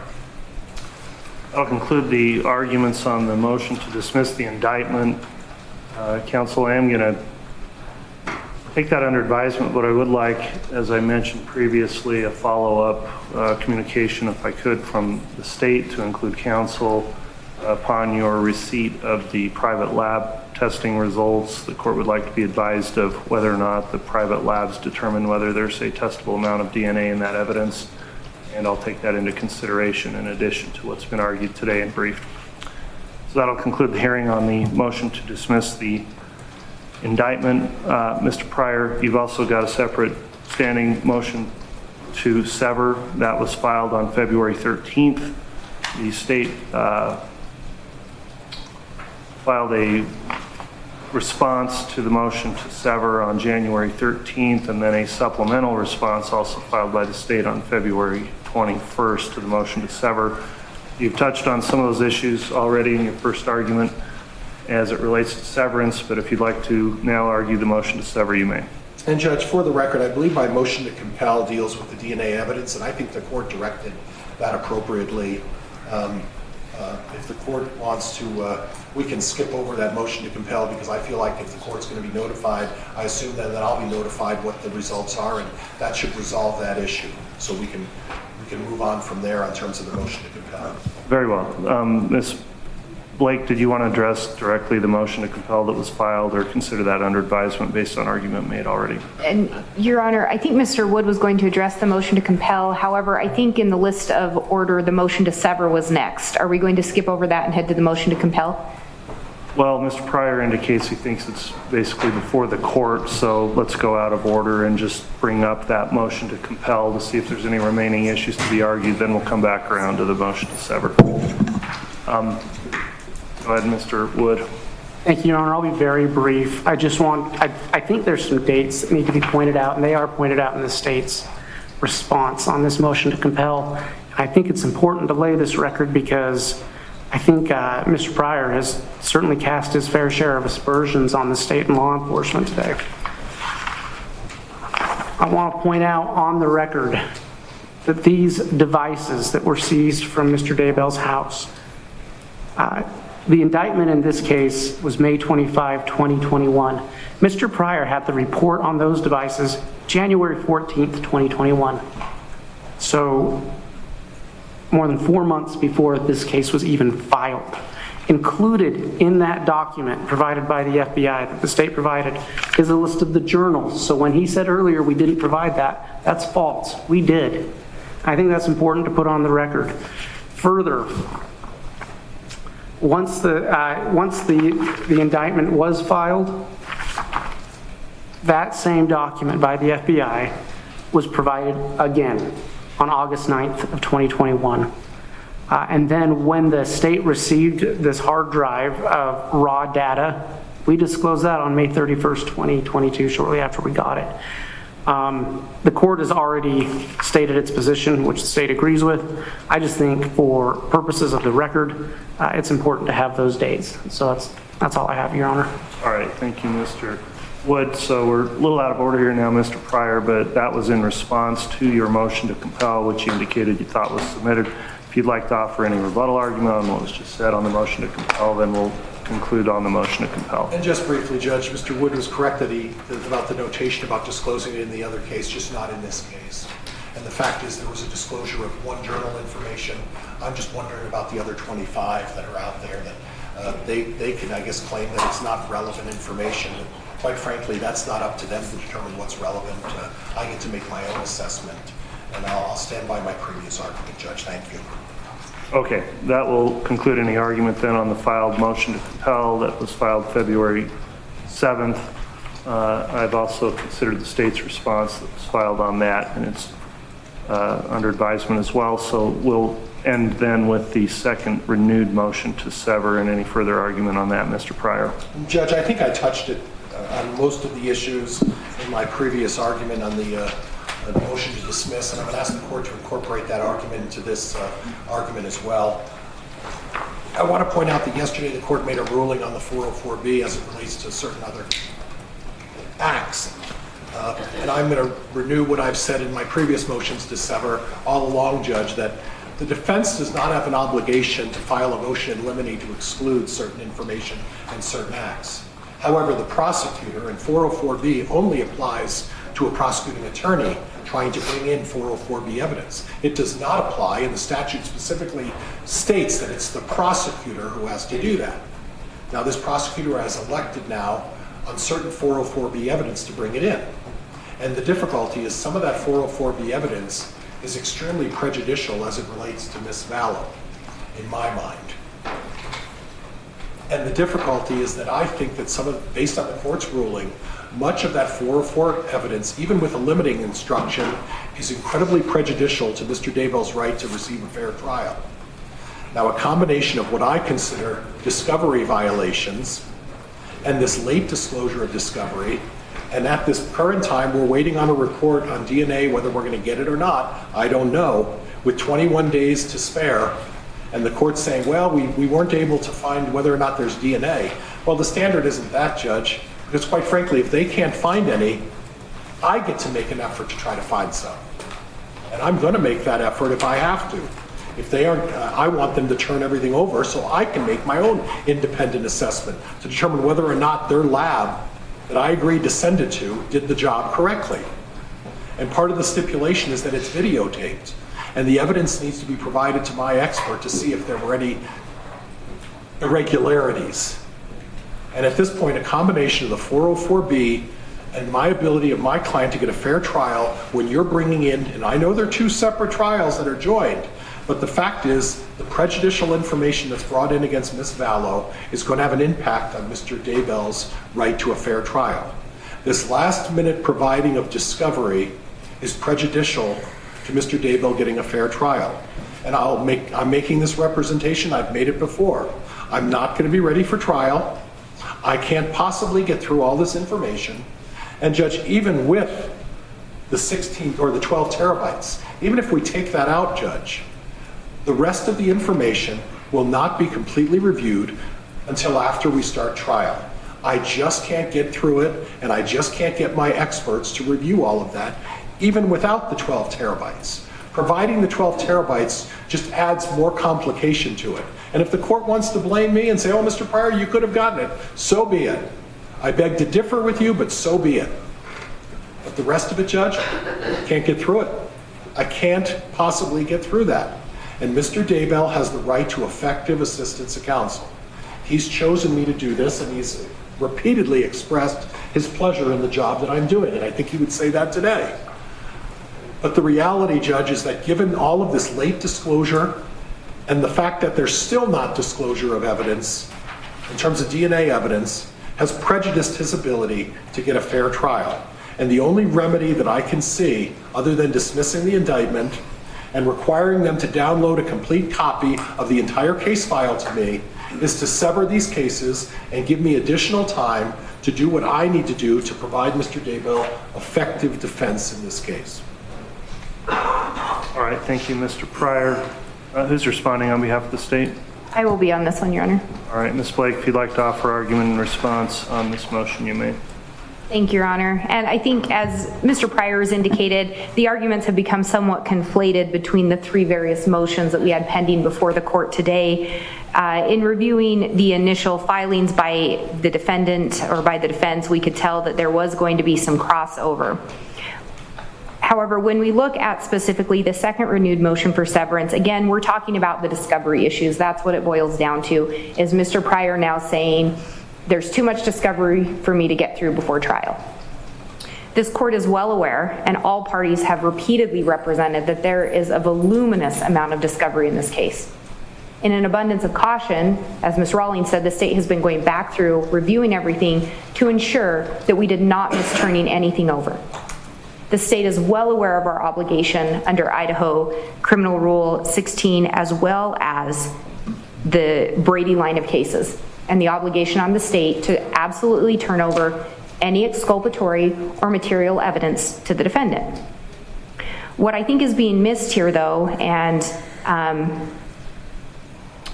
I think there's some loose allegations being thrown around today regarding the state's incompetence or misconduct. And there have been those allegations and assertions repeatedly made by Mr. Pryor.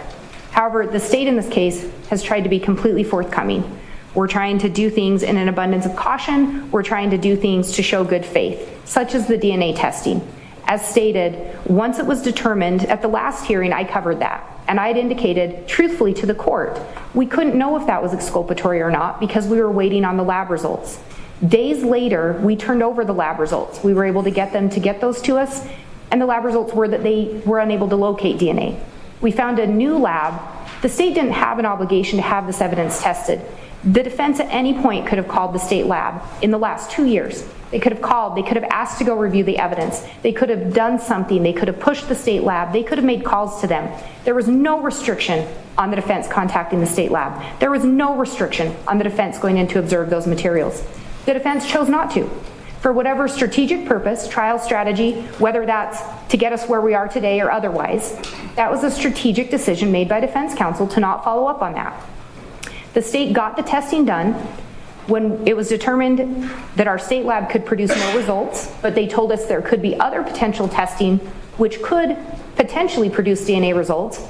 As Ms. Rawlings stated, we went out of our way to find a lab that could do that. We immediately notified Mr. Pryor. We had notified Mr. Archibald and Mr. Thomas of that. Mr. Pryor agreed to have those hairs sent off to that lab. We expect those results today, as we've said, and I know the court has indicated you want to see those as soon as we get them. We're hoping to have them today. But again, because of the nature of the evidence discovered, as we represented last time, our state lab was not hopeful or confident that they would get DNA. Again, with this same lab, they're hopeful, but they don't know that they can even extract DNA, given the specific type of sample that we located. It wasn't that the sample was just discovered, and I think we've gone over this before, but because it continues to be an issue, I think we want to make clear for the record, the DNA at the state lab, they go through their process, and there's a couple different things that they're looking for, and that can include latent prints, and that can include DNA. When they're going through the process, they're determining what type of evidence they're most likely to obtain, because certain testing can destroy other parts of the evidence or the ability to test a different way. So when the state lab got to a point that they found that, they stopped. They did exactly what they were supposed to do. They didn't just make a decision on their own to continue testing. They stopped, they notified the state, defense was notified. Hey, we have a piece of evidence that if we move forward, it is going to be consumptive. We've already outlined, there were discussions about that, and ultimately defense counsel for both parties agreed to the consumptive testing. That couldn't happen until Ms. Vallow was found competent and we could move that case forward. The parties were well aware of that issue. Once that was found, the state lab then did conduct that consumptive testing, and only at that time were they able to actually see these additional items that were discovered that have currently been sent off for additional testing. It wasn't the state not doing their job or the state lab not doing their job. It was actually them following the proper protocols that were in place. Again, defense could have asked at any time to go look at that evidence. He chose not to. And with regard to the terabytes that have been brought up, and we've also had journals referenced. Again, and I think there was maybe a little bit of confusion by what's being said about the journals. The state disclosed the existence of those journals. As Mr. Pryor repeatedly points out in his motion to sever, or excuse me, in his second renewed motion for severance, he repeatedly points to case law that would add an additional burden on the state. And he's not wrong that some cases and some courts have found that. They found that if it is a voluminous amount of discovery, rather than just turn it over, the state should go through it to look for Brady, what could be considered Brady evidence. So exculpatory or material evidence.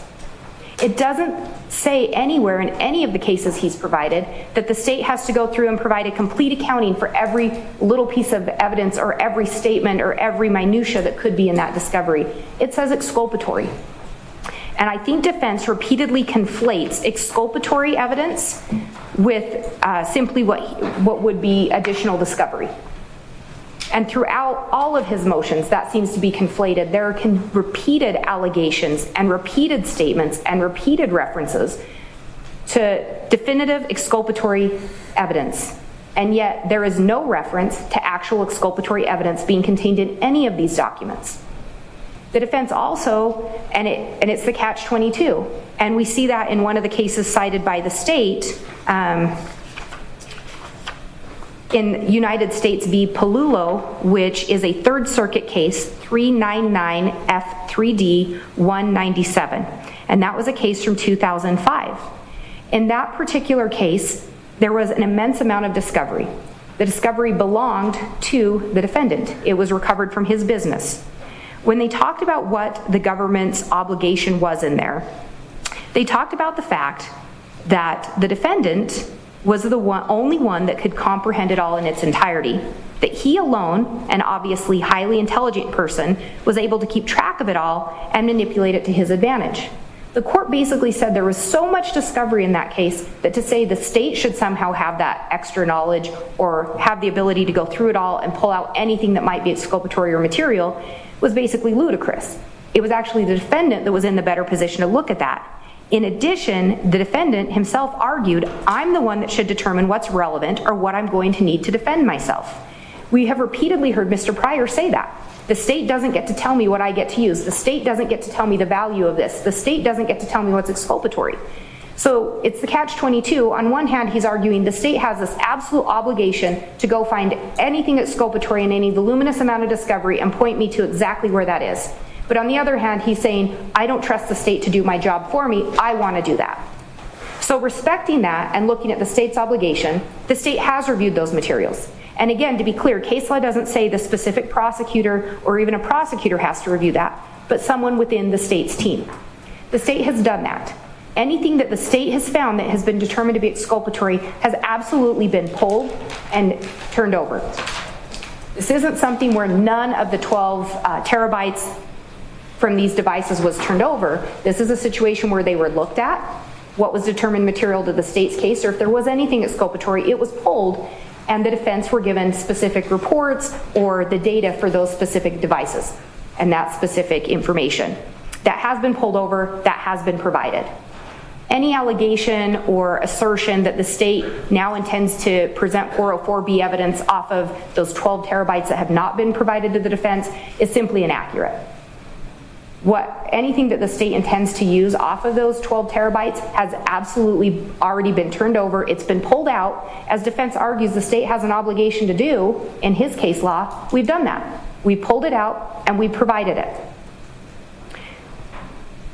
If the defendant's position is, I'm the only one in a position to make that determination, he absolutely had the ability to come and look at that, as we've repeatedly said for years now. He's known about the existence of the journals. He's known about the existence of these devices and their contents, that we were able to pull stuff off of them.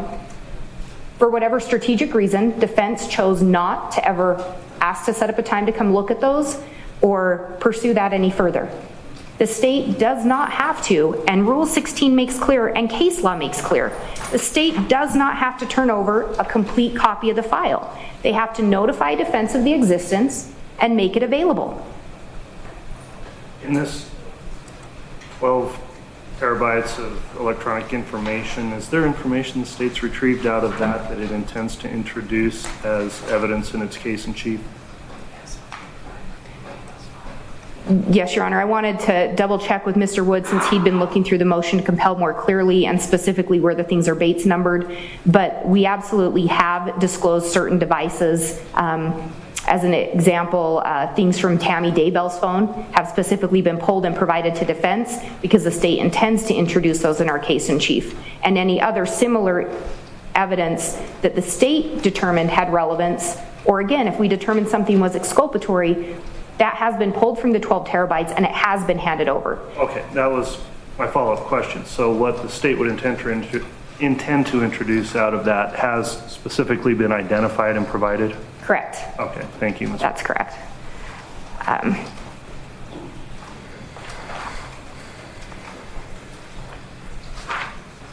And just looking at the case law, and again, I know the court's already gone over this, but looking specifically at United States v. Bagley, 473 U.S. 667, specifically says the prosecutor is not required to deliver his entire file to defense counsel. Certain documents or tangible objects may be of a nature that require counsel to view or inspect them, and that would comply with the Idaho Criminal Rule 16. And in addition, Dunlap v. State 141 Idaho 50, we see the Idaho Supreme Court finding the state does not have a general constitutional duty to provide a complete and detailed accounting of all police investigatory work to defense on a case. Now, we have provided the accounting. We have gone through, we provided the reports, and again, in an abundance of caution and to ensure that we've complied with all discovery, we've turned over things that are not specifically required under Rule 16. We've tried to do our best and use due diligence and caution to make sure that defense has access to everything. And again, going back through, we recognize the state has discovered things that ended up not being disclosed. We promptly turned those over and disclosed them, such as the tips. The tips similarly include a chart at the beginning. I'm trying to think of the best way to phrase that. Maybe a table is probably better, with a review of those tips. Of those tips, law enforcement followed up on specific tips. Defense was provided information regarding those. Again, law enforcement or the state, using discretion to determine what had evidentiary value or could be exculpatory, those were turned over and they were followed up on. I understand the defense's frustration with getting those late, I do. But those tips relate to a time when kids were missing. They relate to a time before the bodies of the children were located. So anything that did have evidentiary value from those tips was absolutely followed up on, and there are reports regarding that have been provided, and there is the table at the beginning of those tips also. So for defense to represent that initially there's 1,188 tips and then correct it to there's 500 tips, it appears that there's repeated attempts to exaggerate the amount of discovery or the lack of notice of the discovery that has been made throughout these proceedings. And at times that is corrected. But to say that defense was not aware of this evidence is simply inaccurate with regard to the terabytes, with regard to the DNA. They were aware, chose not to go to the lab, chose not to follow up on that. They were aware of the 12 terabytes, chose not to set up a time to review that, not to do any follow-up on that. They were aware of the existence of the journals. And again, I think there was a little confusion there. The journals were disclosed that they were in the state's possession. Again, the state went through, just like everything else, went through those journals, determined what they believed had evidentiary value and or anything exculpatory, and those were pulled, and that's what Mr. Pryor references to getting, are specific journals or journal entries. But the existence of those journals was known. Those journals and the devices that are being referenced, I think it's important to note, were taken from the defendant's home. So similar to the Palulo case, the defendant may be the one in the best position to know what is on those, to be able to sift through them quicker than the state could even do that. But again, the state has specifically highlighted things and turned them over where we made a determination that there is evidentiary value. And again, I know defense's response is going to say the state doesn't get to tell me what has value. The state doesn't get to tell me that. That's a fair assessment. We have that obligation to go through the discovery under certain case law. Certain case law says the state doesn't have that obligation. But even if we assume that this court goes with the line of cases saying that in a voluminous case we should have that obligation, the state has done that. But the counter argument immediately from defense will be, I get to make that decision, which is exactly why the device and that evidence was made available, so that he could make that decision. Again, strategic decision on defense not to do that. But to come in and argue that it's the state's fault or to put additional burdens or requirements on the state is simply an inaccurate interpretation of any case law that I've ever seen. Similarly, when we look at, and it's a case out of Ohio, but it's State v. Widmer, and that citation that I have is going to be Lexus, let's see, actually I have the Westlaw citation, 2013 Westlaw 142041, and it's an appellate court case from the state of Ohio, but just dealt with a similar issue. And it finds that as a rule, undisclosed evidence is not material simply because it may have helped the defendant to prepare for trial. In that case, the vast majority of the defendant's argument and brief was how the perjury was material to his strategy at trial, preparation rather than guilt or innocence. And I think we've repeatedly heard those type of arguments as well, that this is unfair because it affects my trial prep. It's unfair because it affects my trial strategy. And at least one court in Ohio has said that actually isn't the test for Brady. The test for Brady is whether it would affect guilt or innocence finding, not whether it would affect someone's attempt to prepare their trial or to change strategy partway through trial. In addition, in United States v. Salyer, and that was a case cited to by the defendant with regard to having to turn over, or for the state having the requirement to go through voluminous discovery and point out exculpatory information. The court in that case, though, went on to provide, the Supreme Court has directed prosecutors to err on the side of disclosure, but it has not held that exculpatory or impeaching evidence is to be speculatively gauged by what defense counsel may desire to argue. And again, I think those are the type of arguments that we're hearing. We're not hearing that these are actually, that there's any actual exculpatory evidence or information. What we're hearing is this affects how defense wants to present their case or their strategy.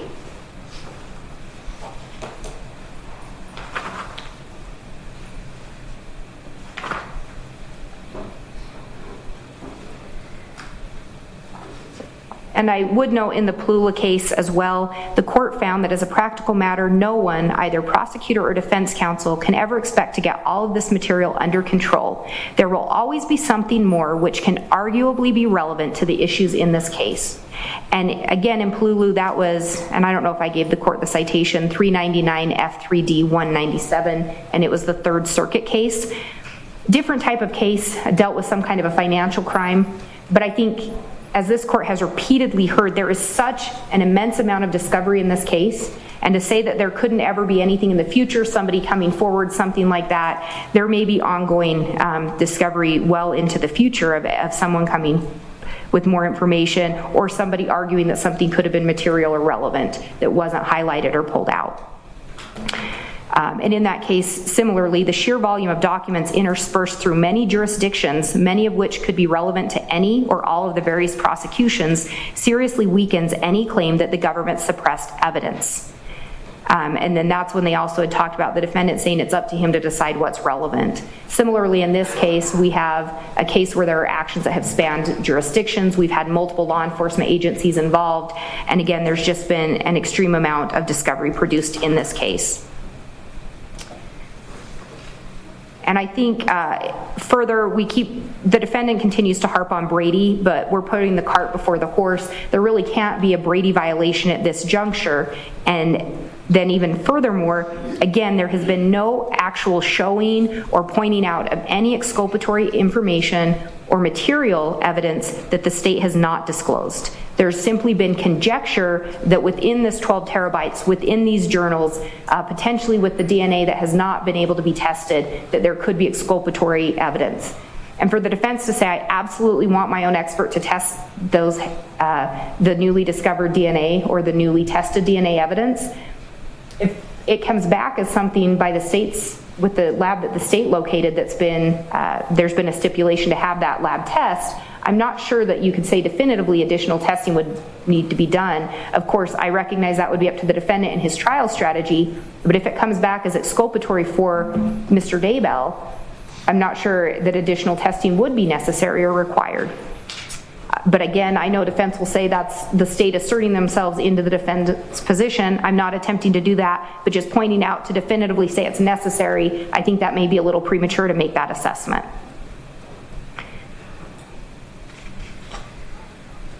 And the defendant also cited the United States v. Skilling 554 F3D 529. That's a Fifth Circuit case. And the court found as a general rule, the government is under no duty to direct a defendant to exculpatory evidence within a larger mass of disclosed evidence. And in that case, they talked about the fact that it was turned over, it was a mass amount of discovery, but it was turned over in a format that was searchable. A lot of the discovery from the state has been turned over in a PDF format or some other searchable format where the defendant could search that. And again, the discovery that has not been turned over has been accessible to be viewed. And at this juncture, any time that the defense has asked to review discovery, because that has happened a couple times, the state has absolutely made those necessary accommodations. This isn't a situation where the state would not have made the accommodations, or if it was going to take defense a week or 10 days to look at that, the state absolutely would have accommodated that. And I think our actions in this case have shown that when defense has asked to review discovery, we've absolutely made that available. And we've made law enforcement available as well for them when requested to assist with reviewing discovery. Part of the argument here, while it's couched as a second renewed motion to sever, and the state would say the defendant has still failed to meet the high burden. We've talked about that in the past filings. There is a very high burden for the defendant to meet to get a severance and to show that there's absolutely no other remedy than to sever the case. The standard remains the same no matter what the argument is by defense. The state's position is the defendant has still failed to meet that burden, and what this is in part is an attempt to get a continuance. And the defendant has said that he's previously filed a motion to continue, and as part of that, there's been the recognition that the case would have to be severed in order to get the continuance, or at least most likely would need to be severed based on Ms. Vallow Daybell's assertion of her right to a speedy trial, which she absolutely has the right to do. So looking at that, in State v. Ochoa, 169 Idaho 903, the Idaho Supreme Court has found to qualify for a continuance based on a late discovery, a party must not only show that the late disclosure generally prejudiced the party, but they must also show that a fair trial was denied because there is a reasonable probability that the result of the proceedings would have been different had the additional time been granted. In that case, Ochoa waited until the morning of her trial to request a continuance based on information in a toxicology report that she felt she really didn't get to explore more fully. The court found that merely claiming that additional investigation could have taken place is not sufficient to demonstrate unfair prejudice so as to support a motion for a continuance. The court found that while there was a late disclosure, Ochoa had previously been advised of the results of the toxicology report. The substance of the report had been disclosed months earlier, and the late disclosure did not change the contents of that report. And in order to get a continuance based on a late disclosure, the defendant must show that there was prejudice such that the defendant's case preparation, so much prejudice to the defendant's case preparation that a fair trial was denied. And in addition to that, the defendant would need to show that there is a reasonable probability that but for the late disclosure, the result of the proceedings would have been different. So again, not just the trial strategy itself or the defense preparation, but that the actual result of the trial would be different. And again, in this case, the defendant knew of the bulk of the evidence or had the ability to go and access it that he's now arguing he was not provided by the state.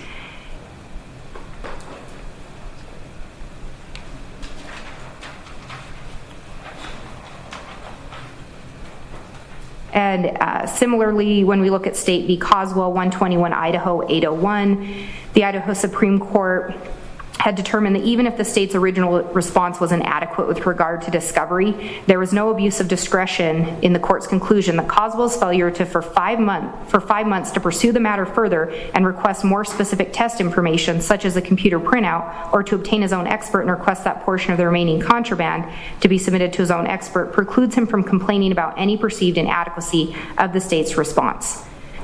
And again, the state would argue we're in a similar position here. The defendant has, as he repeatedly says, that the state's waited till the eve of trial to do these things. The defendant has actually waited until the eve of trial to bring these issues before the court. We didn't see motions to compel from the defendant until recently. The state has received no request to review the specific discovery until recently. With the exception of the tips, and again, the information was told and provided that the state had determined was relevant. But with regard to the DNA testing, the defendant had the ability to go in, look at that, request testing, request to move something forward, file motions with the court in regards to that to try to move the process faster. The defendant did not do that. The defendant did not request to come and look at the 12 terabytes of information that he now wants to claim the state should have disclosed, that he's known about for 2 years. The defendant did not choose to come and look at those journals, and now on the eve of trial wants to complain that he was not given adequate notice or was not provided that discovery. In looking at the rationale applied in Coswell, that's not good grounds for a continuance if the defendant simply didn't follow through with those. Again, the state does not pretend to guess at the defendant's trial strategy. We don't know the reasons those things were not done.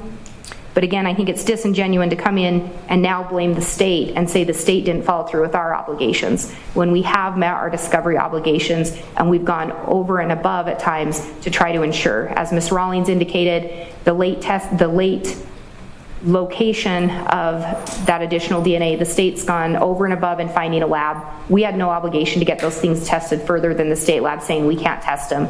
But out of courtesy and good faith and a showing of good faith, we located a lab to test those quickly.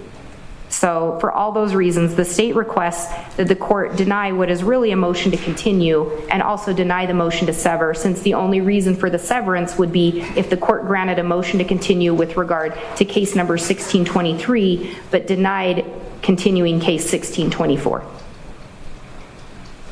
All right, thank you, Ms. Blake. Mr. Pryor, would you like to offer any final rebuttal argument on that? I would, Judge.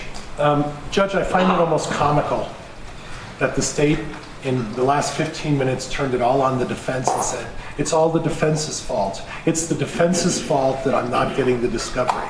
That's absolutely comical. I'd like the court to go back to August and look at the stipulation that we entered into. And that stipulation was based on the discussion that originally I was saying, listen, you're going to use up all the ability for me to do independent DNA testing on evidence, but we agreed and entered into a stipulation. And part of that stipulation in August of 2022, Judge, was the prosecuting attorney was going to send this to the state lab for testing, and they were going to test it. And as part of that stipulation, Judge, you'll read where it says, this does not preclude each of the other parties from going forward in the future and having their own testing done. And that's similar with the stipulation that was just done in January. To suggest that then what I'm supposed to do when we agree to a stipulation in an order is to start harping on the state lab and say, hey, we gave this to you in August, when are we going to get the results? They delivered the samples, they control the state lab is their expert, and I'm supposed to take on the responsibility to say, hey, we gave this to you in August, and by the way, you haven't done anything. You misplaced or lost or decided not to test this information and evidence, and I'm supposed to be responsible? That's comical. And then suddenly, Judge, we have a hearing on a motion to continue. And the motion to continue, Judge, is not some sort of trial strategy. It's to compel them to get me the information that we agreed that they were going to have tested, and I was granted the right to have additional testing in the future. So to suggest that I'm sitting on this thing is comical. And I can't even believe they'd make that argument, given the fact that their expert was the one who decided to test it in August, and I'm sitting there waiting for them to get the results. And I file a motion to continue because I don't have the evidence. And the court makes a reference saying, listen, you put me in a difficult spot. Ms. Vallow wants to have her trial. Mr. Daybell doesn't have the DNA evidence, and he wants the DNA evidence. And I said, Judge, I filed a motion to sever. Okay, we'll hear that. I'm supposed to just say, well, I'll wait for the state to come around and get me the evidence. And lo and behold, Judge, within a couple of days after you make that comment, shockingly, surprisingly, it's an amazement. You got me a report. Wow. It took a judge telling you to get me a report and a phone call from them to their own expert and say, get me the report. And then we find out, listen, there's usable samples to do additional testing.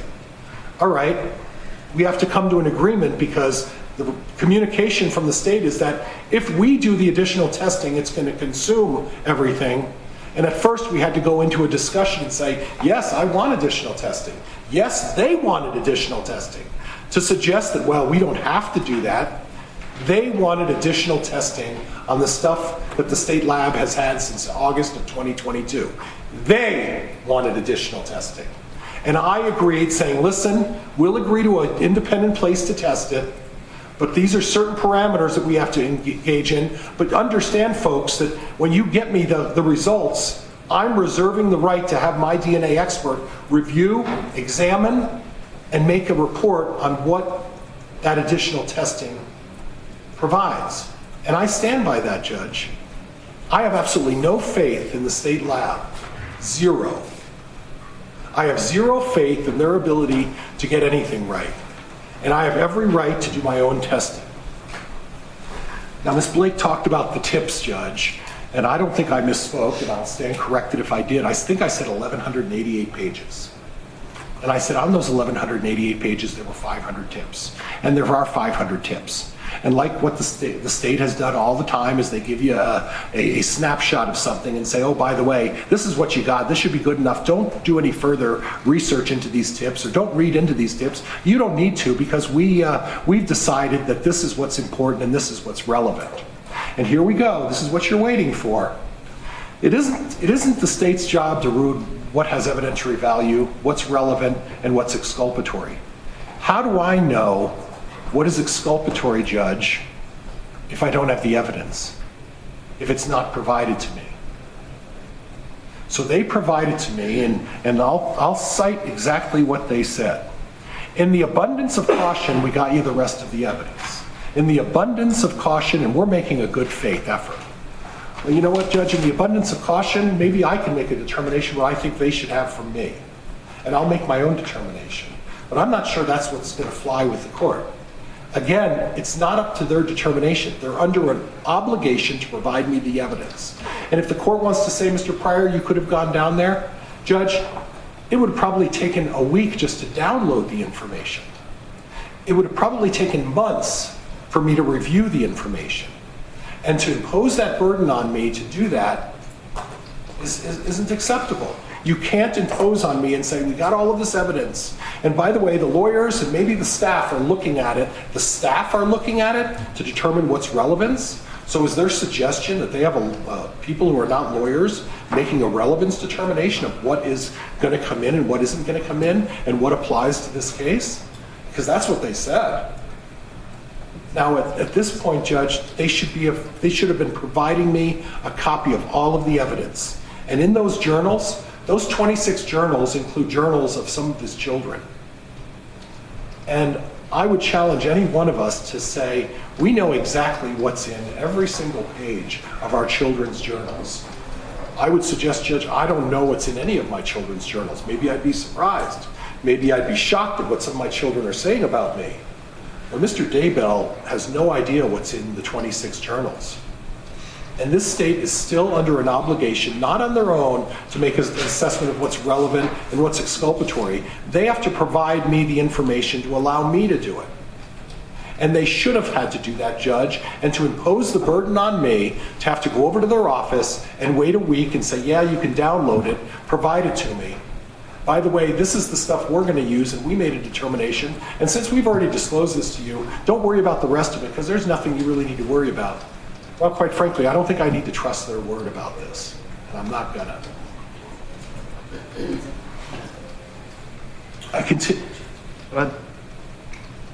I continue to point out to the court that this disclosure in good faith included them giving me screenshots of stuff, and only after I file a motion to compel to get that stuff do I get provided stuff that they've had for a significant amount of time. This is not a motion to delay this stuff. Believe me, nobody wants this over more than Mr. Daybell. Nobody wants this over more than me. I want to get to the trial in this case. But the fact is, Judge, I should be afforded all of the discovery and all of the information. And I pointed out to the court that I understand, I've been doing this for creeping up on 26, 27 years. And I understand when last minute things show up and last minute information shows up. I understand how that happens, and that's why we have relatively liberal discovery rules saying, well, this came across and we need to provide this. But the 6 supplemental discovery pieces that were provided are substantial. The stuff in the motion to compel is substantial. I have not gone through it all, and I'm not going to get through it all. If this court holds me to the trial date, I'm not going to get through it all, and I'm not going to have a chance to review everything. And that's aside from the 12 terabytes. And the fact of the matter is that aside from disclosures and Brady, Mr. Daybell has a right to have whatever time is necessary to provide an adequate defense. And that includes the necessary time to go through all of the discovery. This isn't some tactic that they're trying to put on me, Judge. This is a blatant disregard for doing their job. The idea that they can say, well, in the abundance of caution, we're going to give you additional discovery that we should have given you in the beginning that we missed, that we weren't doing our job and we discovered that you don't have all of this information. But you know what? We'll give it to you at this late game 2 days ago and say, oh, by the way, you're going to need to be ready. Well, the problem that the state points out is, Judge, have I said to you anything that's exculpatory? I think the DNA is exculpatory. I want to know what's going on, and I'd like an explanation as to why they didn't find the 5 hairs until just recently in late December. And I want that information, and I want to test that information. I insist on being able to do that. Mr. Pryor, if it did come back exculpatory, does it need any additional testing? Yes.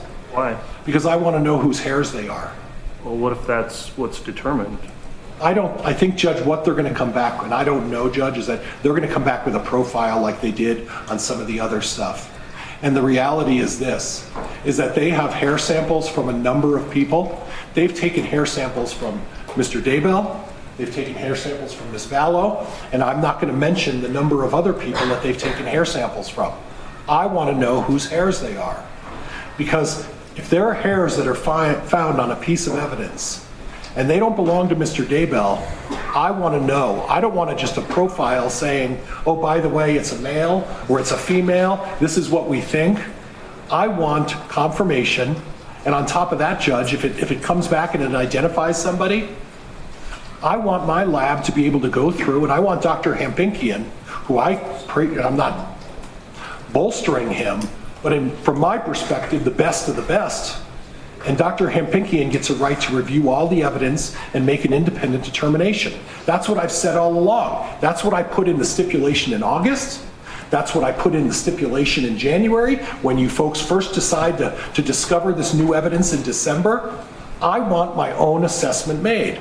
I'm not going to be put in a murder case that carries the death penalty and say, I'm relying on a state lab or some other agency that they decide to pick to make a determination.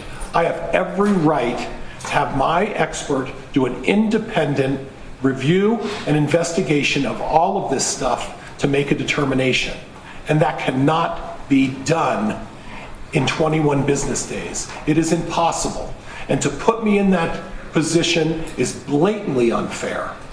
And for them to suggest that, oh, well, we've had this since 2020 and they haven't done anything, and it's Mr. Pryor's fault because he hasn't contacted the lab when I vigorously engaged in negotiating stipulations for this and included in each one that I want independent testing done. And to say, well, Mr. Pryor just wasn't doing his job. It's not Mr. Pryor isn't doing his job. It's the state of Idaho that sat on their hands and has decided not to turn over discovery, and whether it's sandbagging or it's laziness, it's them. All right, well, I will consider the motions under advisement, the motions to dismiss the indictment, motions to sever, motions to compel. They've all been argued somewhat concurrently today. I do not have that update from any further testing results that come in, and that will conclude the matters that are scheduled for hearing today. Council, we did want to address a couple of extra things off the record. Actually, I'll put those on the record, but outside the presence of the public in terms of some trial preparation issues. We'll take a break right now for 10 or 15 minutes, and then I'll have the courtroom cleared, and we will come back on the record with council to discuss a few of these trial administrative process procedures that we're going to be talking about. So we will take a recess and come back on the record shortly. All right.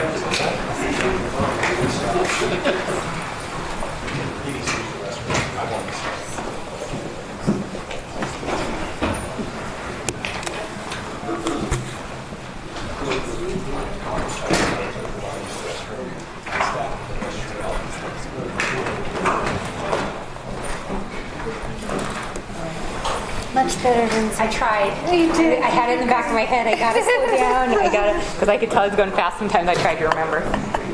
Yeah, you did great. Okay, good. Especially because I'm like, now we're getting towards the end of it. She's probably like,